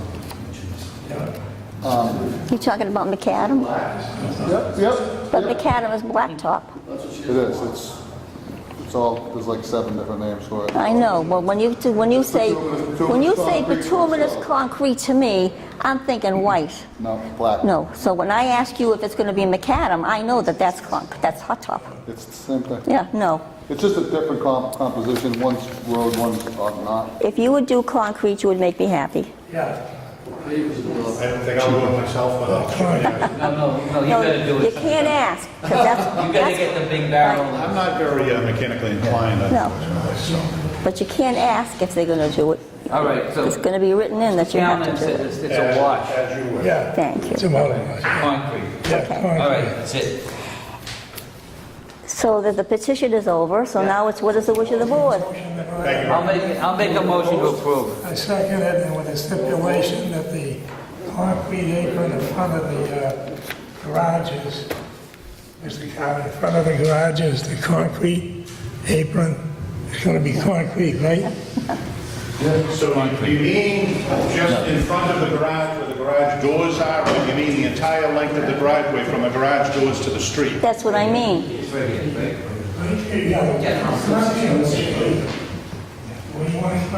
Sure. Yeah, Mr. Cole is the expert. Sure.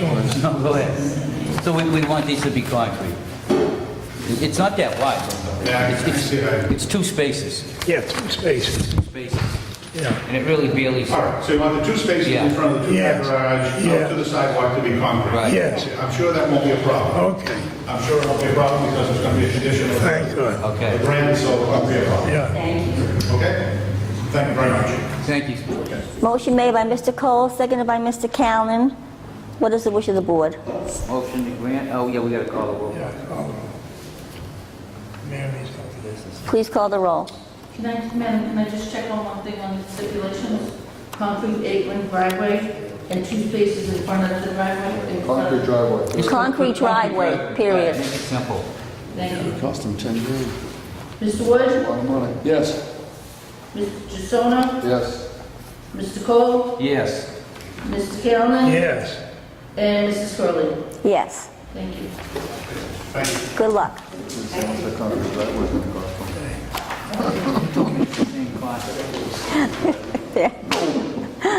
Oh, let's see, where are we here? Case number 9787137 Child Street. Petitioner, I'm not going to mess this up now, Jairo Okoa? That's gyro, we got it right. To allow construction of an addition and conversion of an existing single-family residence in zoning district R2 to a 2-family structure sited upon a non-conforming lot having less than the minimum required buildable lot space, 7,820 square feet. I'm attorney Italian. Petitioner's here in the front row. He's lived in this area a period of years. He bought the home, he's made some improvements.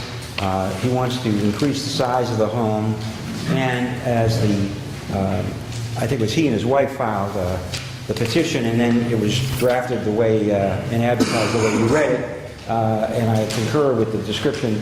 Essentially, what he's here for is he doesn't have 12,000 square feet, doesn't have the requisite area. If you've been in the area, you know, and I'm certain Mr. Cole's familiar, and the board should be familiar, but I brought something to refresh your recollections. This is an area in a neighborhood that the Lynn Housing Authority and the community housing people undertook to improve, and I was sort of involved on the periphery because it involved the old water station that was on Walnut Street. And back then, they came before you, I think it was 2008 or 9, to put in new housing and essentially to take the lot that had the water treatment, the water plant pumping station, and to put a two-family on it. And that's why I looked at this, because when I met with Gyro, I said, those two houses across the street from you, they're new, how did they get there? They're on 5,000 square foot lots. And the answer is that there was a plan submitted to you back then, and this was the plan, and it took lots on Walnut Street, and took the lots on Child Street, and what it did was facilitate the development in accordance with what the vision of the Housing Authority was for what they would like to see in the area. And I think at that time it was Councilor Ford, and he was very supportive of this, and I know your board approved it. That's the decision of the board approving it. And but I just want to point out, for point of comparison, that the two-family that you approved through that is on a lot that's about 7,500 square feet, and what Mr. Ojoa has is a lot of in excess of 7,700 square feet. What he wants to do is really put another unit in for his mother and father, and he needed to increase the building, and when he did, when I met with him, which wasn't all that long ago, I pointed out to him that he would have to do something about the parking, and I didn't see in the plans that he had then a parking plan, so I had him get a parking plan, and this is the parking plan. And it would take, if you've been to the site, and I'm certain you have, it would come up the existing driveway and sort of extend it, but it wouldn't have stack parking. And there is a trade-off, and he points out to me that the area that's marked in that sort of shaded color would be all lawn or grass. The other point is that when I'm not an expert at reading plans, as some of you are here, but when I looked at the attic plan of it's a 2.5-story building, what I wanted to see was another egress, and so the people who drew that plan have corrected that. And so I think in terms of the plans that you now have, it reflects what would be required from the building code perspective, and what we need in terms of relief from the zoning ordinance is a variance for the lot size. He spoke with Councilor Walsh, he did meet with the neighbors. This is a petition, which I'll give to your secretary, of the people who signed, who indicated that they are residents in the neighborhood of 137 Child Street. They don't have an objection to allowing the construction of addition and a conversion of an existing single-family residence in the R2 district to a two-family structure. I believe it is in the R2. It may be back in 2008 it was R4, but when you granted the Housing Authority the variances to build several homes, but it's now in the R2, in which the use of a two-family is a permitted use. And so what he seeks is a permitted use. What he seeks is to do it in keeping and satisfying all the other requirements of the zone ordinance, save the lot size, which you can't change. And I think that's why whoever drafted the formal request that got advertised characterized it as non-conforming, because a 7,700 square foot lot is not a conforming lot for the dimensional requirements that are necessary in a two-family district. But as I have, and I looked at, I don't believe there's lots as big as this one as you go down Child Street. The character of the neighborhood, and I have the street list, is one of mixed uses. There are a couple of threes, there are basically a lot of singles, but in terms of lot size, they're virtually 4,000, 5,000, they're all comparable. This is the street list from the assessors that starts at the beginning of Childs and goes all the way up the other end. And I would say that back when this area was first developed, all those lots were conforming lots, none of them are now conforming.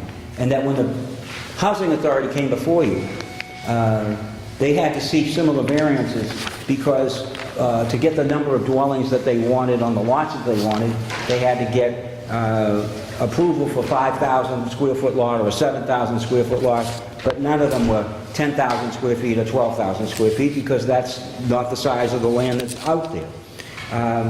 And this was the building, as I said, I don't know if I gave you a copy of the picture of this one, maybe I did, that was approved. So what he would like to do, he's got his mom and dad that he wants to come from his country to live with his family. He and his wife live there. They made, if you looked at it, he put a solar panel on the roof. He's made some improvements to the property. I think he's been a good neighbor in the neighborhood, witnessed the support of the people who signed that petition. And I think it blends in. If you look at number 162, which is right around the corner, there's this larger building that's a two-family on a smaller lot that this board approved. He's essentially taken his building and just extending it a little bit to the back and utilizing the space that was in the 2.5-story building to accommodate members of his family. But because he doesn't have the requisite 12,000 square feet, which none of the lots on the street do, he needs your approval. And as I say, when I saw the plan, the questions I had related to meeting the parking requirement, because there was no request to vary the application of the parking requirement, which is 3 for a two-family, 1.5 per dwelling unit. And it satisfied the dimensional regulations.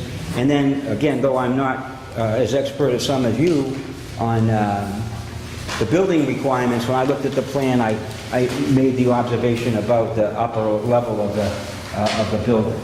And I'd be glad, he's here, I'd be glad to answer any questions. He had the plans done by an architect. He had the site plan done. He had the site plan reviewed. And he's here to answer any questions that any member may have. He's going to take the houses there and make it look like the front of this house? I don't know what you're looking at, but I'm looking at... Well, I'm looking at this. No, take this right here. Yeah. Take this right there. I'm gonna take that, And it's going to look like this. and double the size. No, see the front? You're not going to knock that house down. You're going to make this look like We're this. gonna make that, well, fix. My name is Ayo. Thank you to the board for letting me be here. To my neighbors to bring over here the concerns. Those are the plans the architect has drafted, and if that's approved, that's what we'll get going. Is the attic a deal breaker? Excuse me? Is the attic a deal breaker? I mean, I think it's pretty decent. It's the attic that bugs me, the attic. Oh, yeah. You put utilities up in that attic, and I think everybody sitting at this table knows what that means down the road. Yeah. This two-family is gonna be a three-family coming down the road, and that's Not a permitted use. Yeah. Listen, I like the design, I like the way it looks, I don't have any issue with what you're doing. The utilities on the third floor is what bothers me. We're gonna use the attic room like a master room. It's gonna be for us. He has a boy and a girl. I have like a 6 years old daughter, 14 years old stepson, and my son, he's 16. He come to visit us from Miami every year. So that's why, we try to put them in different rooms because it's different kind of personalities.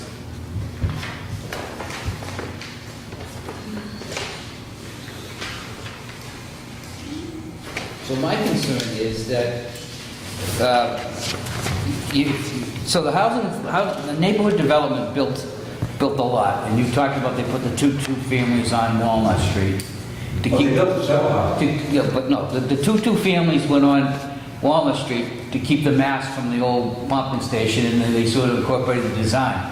But if you look what they did going down the street, it was to build these small little houses. They're a little bit bigger than this. But to build it, and because the character of that particular neighborhood, 3/4 of the way down that street, they're all single-family homes that I can tell. Yeah. And so my concern is that we grant one of these, we grant to this gentleman, we grant a 2-family.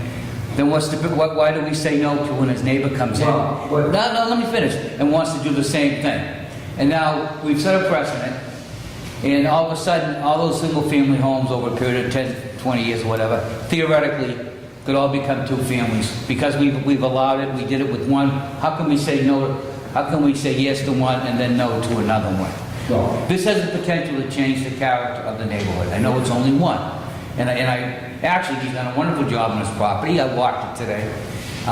You know, he's got the solar panels. The house is the backyard. I mean, I didn't go in the backyard, but his property looks immaculate.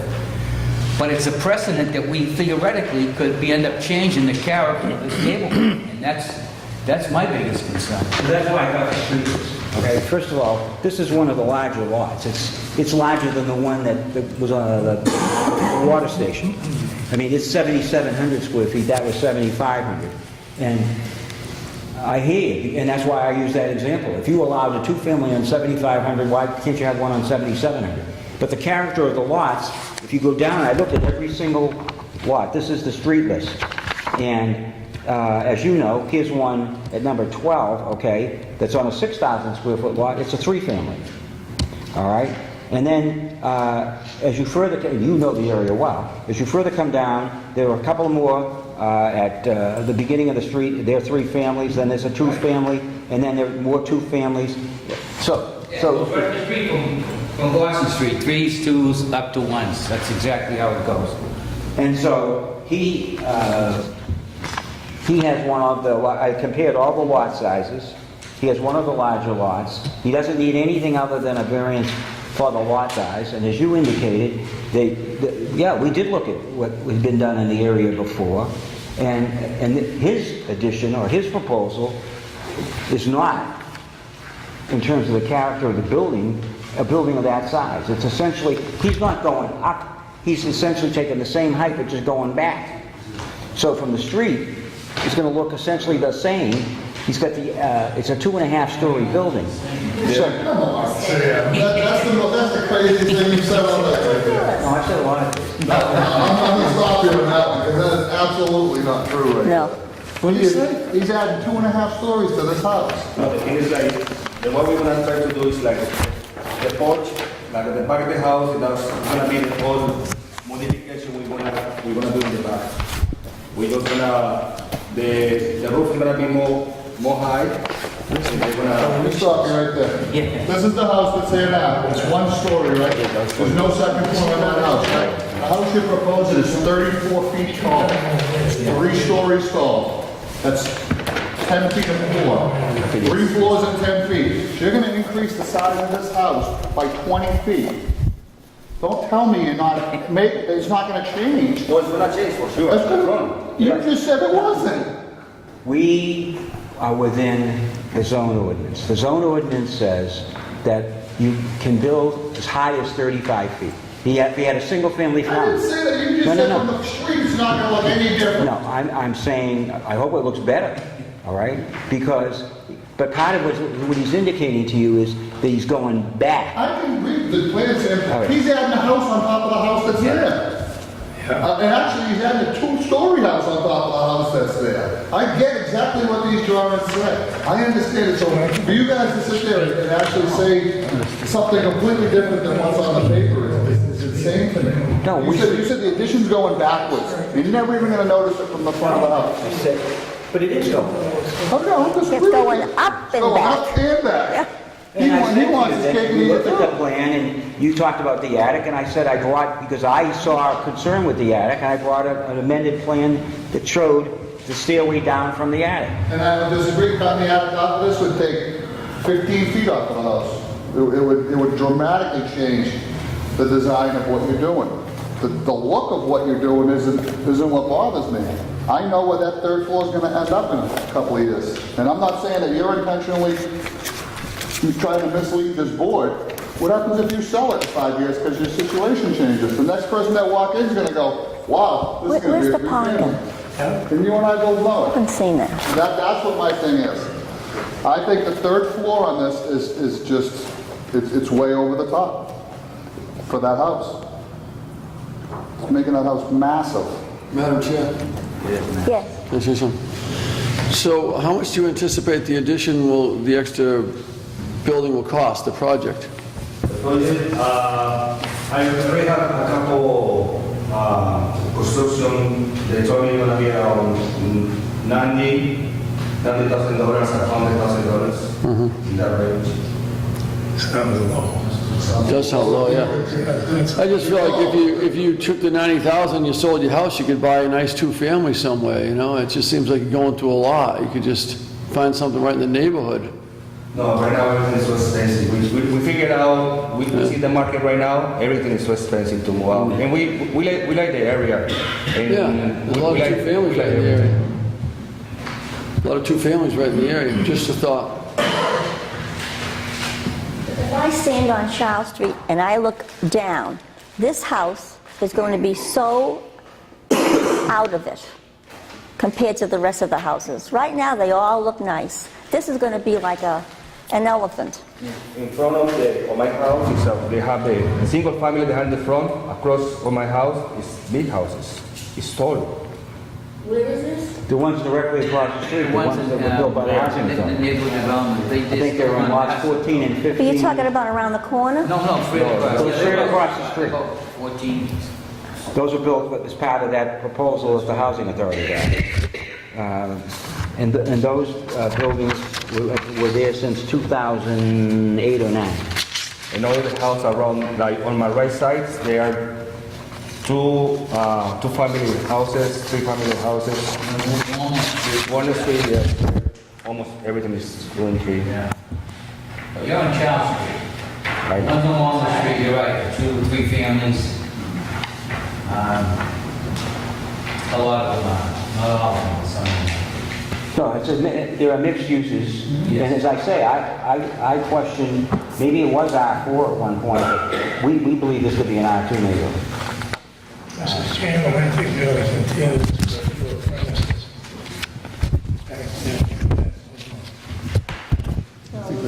Continue with this. No, what I'm saying, before we make a decision. Any other questions from the board? Anyone here wishes to speak in favor? Anyone in favor? Please come up and give your name and address. I'm not in favor. My name is Michael Wait, Costa. are you in favor? No, I'm not in favor. Well, I didn't ask you that. No, you gotta have a second, 1 minute. Right. You gotta have a chance. Hearing none, the hearing is closed for those wishing to speak in favor. Anyone here wishes to speak? Jeffrey, not tonight, hon, not tonight, but thank you. Anyone wishing to speak in opposition? Anyone in opposition? Now you can come and give your name and address. Thank you. My name is Michael Costa. I live at 133 Child Street. And I've been neighbors with Heidel for some years. I purchased my house in 2009. You've already answered a lot of the questions that I would have had about the overall look of the house, it going up as high, what it would do to the whole street look. I don't know, a lot of people on the street haven't even got any information about this that I'm aware of, that I've talked to. So I'm not sure if it's just... You have to be so many feet to get a letter. So, We have a list of who got sent letters. Yes. We can- okay. A bigger concern I have, if you have the drawing that I could look at and kind of point out a few things maybe on it. What do you want to look at? He had come to my house and showed me the whole plot plan, the whole drawing of the layout of the yard and everything. Yes. Which The one might is be with that. the parking lot. I think it's- That's part of it. No, the parking lot. Okay. So above and beyond all of what he was discussed with now going up as high as here's my fence line. Here's his 4 parking spots here. They're gonna drive in. My house is right on this property line right here, this fence. So he'll have a driveway coming in, 4 spots. There's not, it looks deceiving, but there probably wouldn't be as much space as you might imagine to be here. What is the concern I have is someone's coming in, comes through the fence. My kids play here.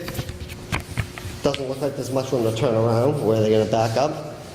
You know, my main concern is the safety of my kids in that house and in that yard. They play on this area of the yard. I put a pool in. I have plans to maybe eventually put an in-ground pool in. I've done a lot with my yard, but that's not a gamble I'm willing to take, is if a car ever comes through that fence. So that was a big concern of mine as far as the parking, being in the back like this. And then on top of that, you guys answered a lot of the questions I had as far as the overall, what's it gonna do to the street? You have to decide. They're all proportioned correctly.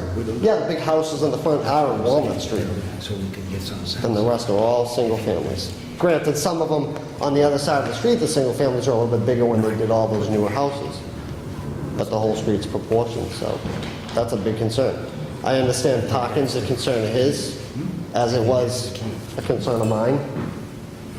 He had put a wall right next to my driveway here. I might as well have lost the spot. I pull in there, I can't even open the doors in the car. So then he patched up the asphalt with concrete. It looks like crap. I'm gonna have to pay for that. So this, I don't know. I just don't think that this project is something that I'm gonna go for. You're welcome. I have pictures of the driveway, but maybe it's irrelevant. No, I'd like to see it. I mean, you can take my parking into consideration. It was all asphalt, we did a roof, you know, a little wall, about that high. And then he just showed me concrete on the driveway, it was all asphalt. Now I have. Is that what I'm talking about? It's on my driveway, yeah, it's right on the line. My driveway's here, there's like a little wall going right down the whole driveway, so now when I pull in, I can only fit one car in that parking spot. I can't even pull my car in the front. But we never trespass his land. We use all Right, but I don't think there was a permit pulled that gave him the leeway to put it right on the, right against the driveway.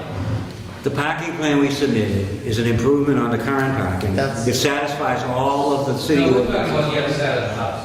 Oh, the other side of the house. I'm talking about my driveway in perspective to also his parking, but the new parking plan, I feel, is a safety issue for me.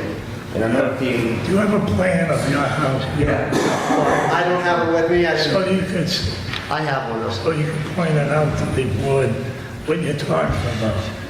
Yes. Oh, You yeah. have a plot plan? Not with me today, I didn't think I had to bring one, but I wasn't sure. But I do have a plot plan of my property, but basically my property is this whole fence line right here. If you look at this, No, but I'm interested in where your parking is on your lot. my parking is, here's the front of his house. That's his front door. This is his property, this is where he plans on going. My parking is directly right down this line here, and then my house. Okay. Let me show. So this line here, this is your house over here, right? Now you pull in, you park next to this line? Yep, exactly. I'd have to park next to that. How far up do you go? That's a zoning violation. Well, I Wait a have, minute. oh, okay. You didn't hear what I said. It's a zoning violation. 5 feet buffer has to be, you can't park within 5 feet of a property line. Well, that's where my driveway is. Okay. Listen to what the Yep. ordinance says. I don't care if the driveway. Yeah, okay. You can't, that's a buffer for parking. Okay. So I don't understand. So he put a- well, he put a- You're saying you put a wall, but if you were 5 feet away, that wouldn't bother you.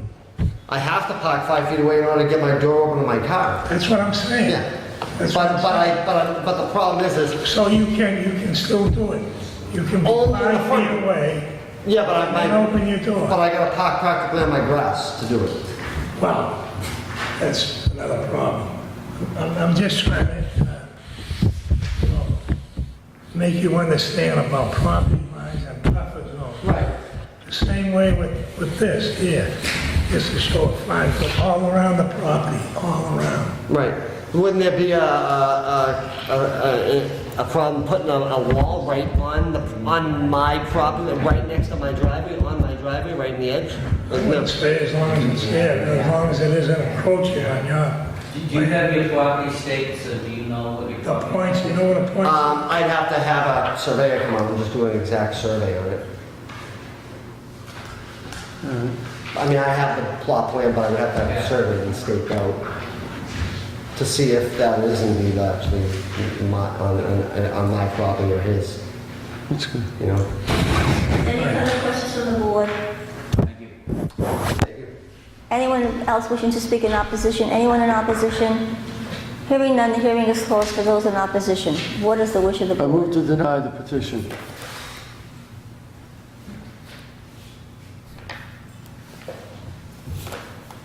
I'll second it.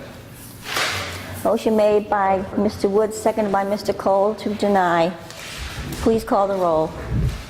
Mr. Wood? Yes to deny. Mr. Gisoma? Yes, deny. Mr. Cole? Yes. Mr. Callen? Yes, Mrs. Curley? Yes to deny.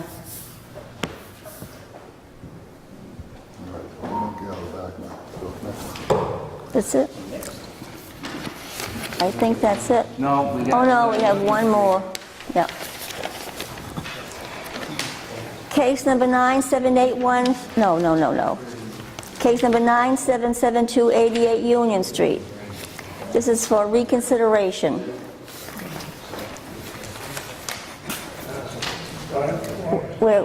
Please, We have to vote to reconsider. that's right. Please call the roll for reconsideration. I'd like to make a statement before that. Well, you can't. Reconsideration. Call the roll.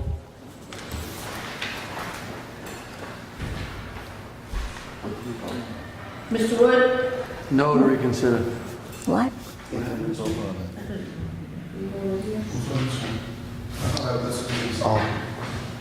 Yeah. I don't know. Who sat on it? Yes, Mary. I think you are on. Mr. Mendez? Yeah.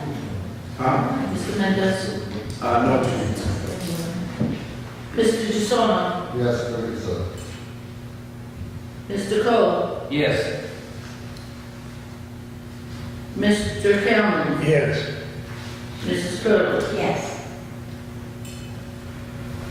You have the floor, Mr. Callen. Hey, thank you. I've done some research after the last meeting, and it didn't dawn on me about this three units on that building. So now I have a copy for everyone. Yeah. Yeah.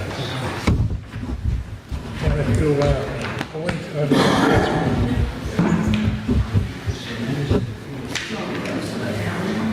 Yes.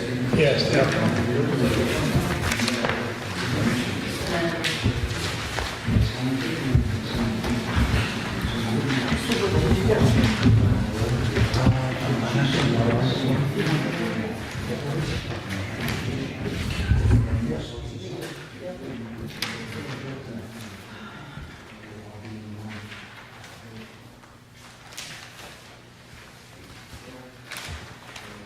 Okay, I can see this.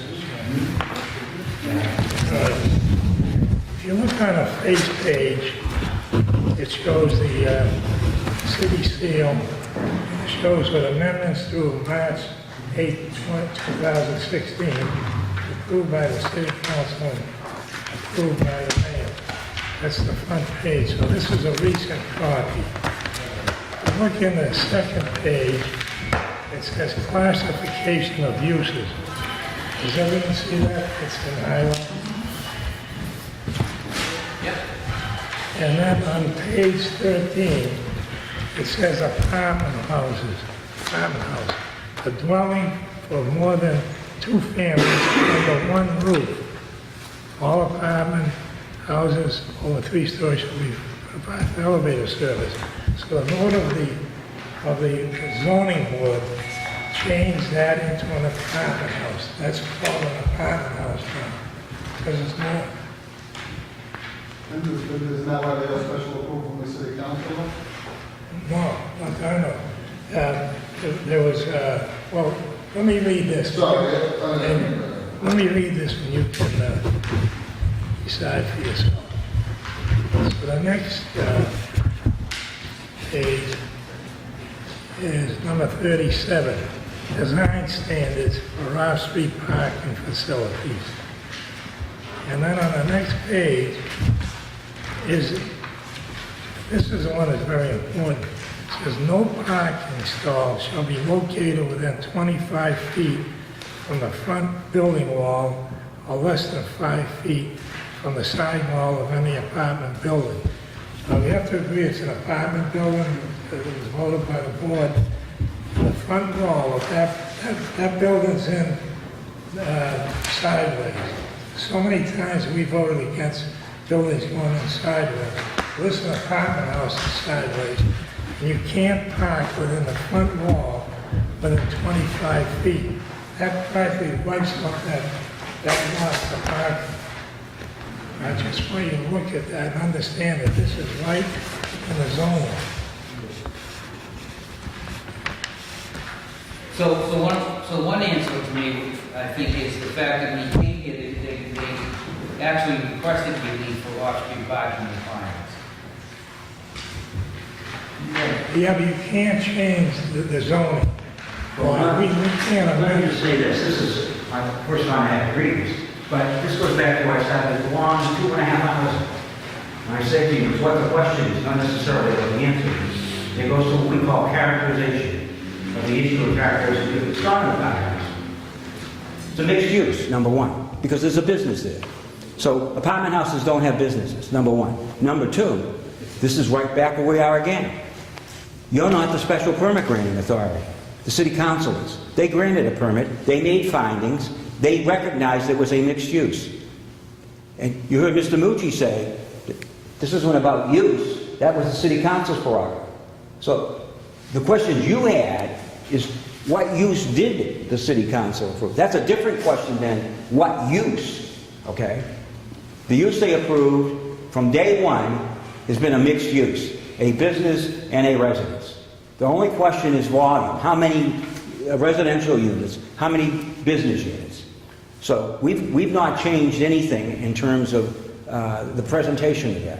So if you wanted to characterize it as an apartment house, it wouldn't have a business. And then some of those other provisions may prevail. I tell you what I tell people who come to my office, because I usually hide in the library. I say to them, you see all those books? See every one of those books? I said, the green ones, those are the statutes. And then you know what all the rest of those books are? That's what people say they are. And you would know that, okay? But you know what I also say to them? You could read every one of those, and you know what you won't be? What I am, a lawyer. Because I passed the bar. And part of passing the bar is how to apply the law to the facts. And to do that, you have to first understand what the facts are.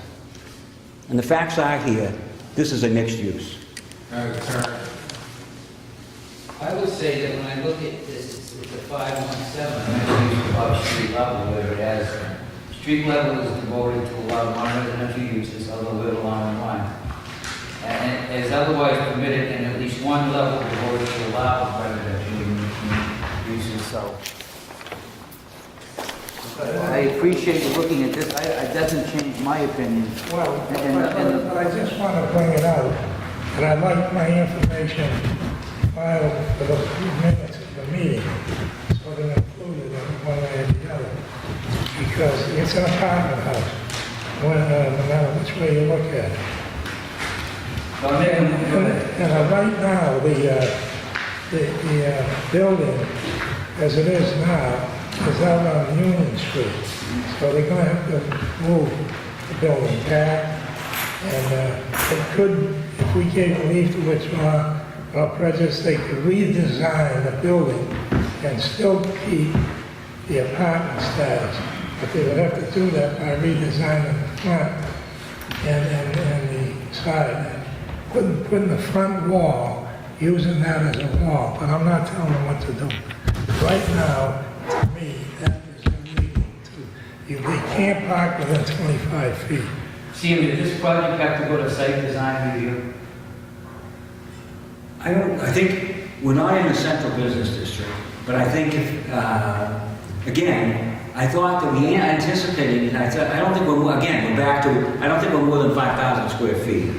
I don't think, see, that's why I say, when you look at this, they have meanings beyond just, one case. So if you apply, if those criteria, as I understand them, get applied and we have to, we'll do it. But if they don't apply, then the answer is no. And I think, my recollection is that we talked about this at one of the earlier meetings, and the discussion was that the building, we weren't adding more than 10 spaces, there's no drive-through, and I don't believe the building's more than 5,000 square feet.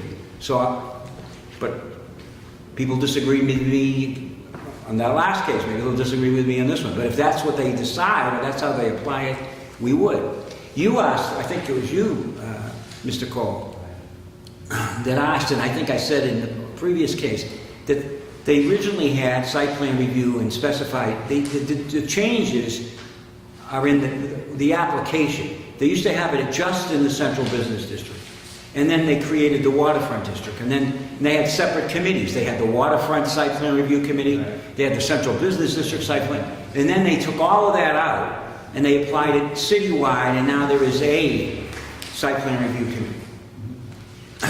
But in terms of applicability, it's that section that we were discussing in the earlier case as to whether it applies or it doesn't. If it applies, then the answer is yes. If it doesn't, the answer is no.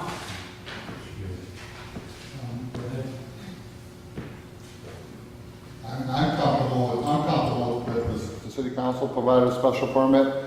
The owner jumped through many hoops for us, and many different redesigns, everything we asked him to do. I think he more than tried to accommodate us. We got clarification from the city council. I don't have any issue with the way that I voted. Any other questions from the board? And what is the wish of the board? I would move that we reaffirm our previous decision. I'll second it. Motion made. I second it. To reaffirm our previous decision. Yes, to approve our previous commitment. Please call the roll. Mr. Mendez? Yes. Yes to grant? Yes. Yeah. Yes. Okay. Mr. Jussono? Yes to grant. Mr. Cole? Yes. Mr. Callen? No. Mrs. Curley? Yes, Thank you very much. you're very welcome. Meeting is closed. I'm waiting for the light to go off to ask my questions.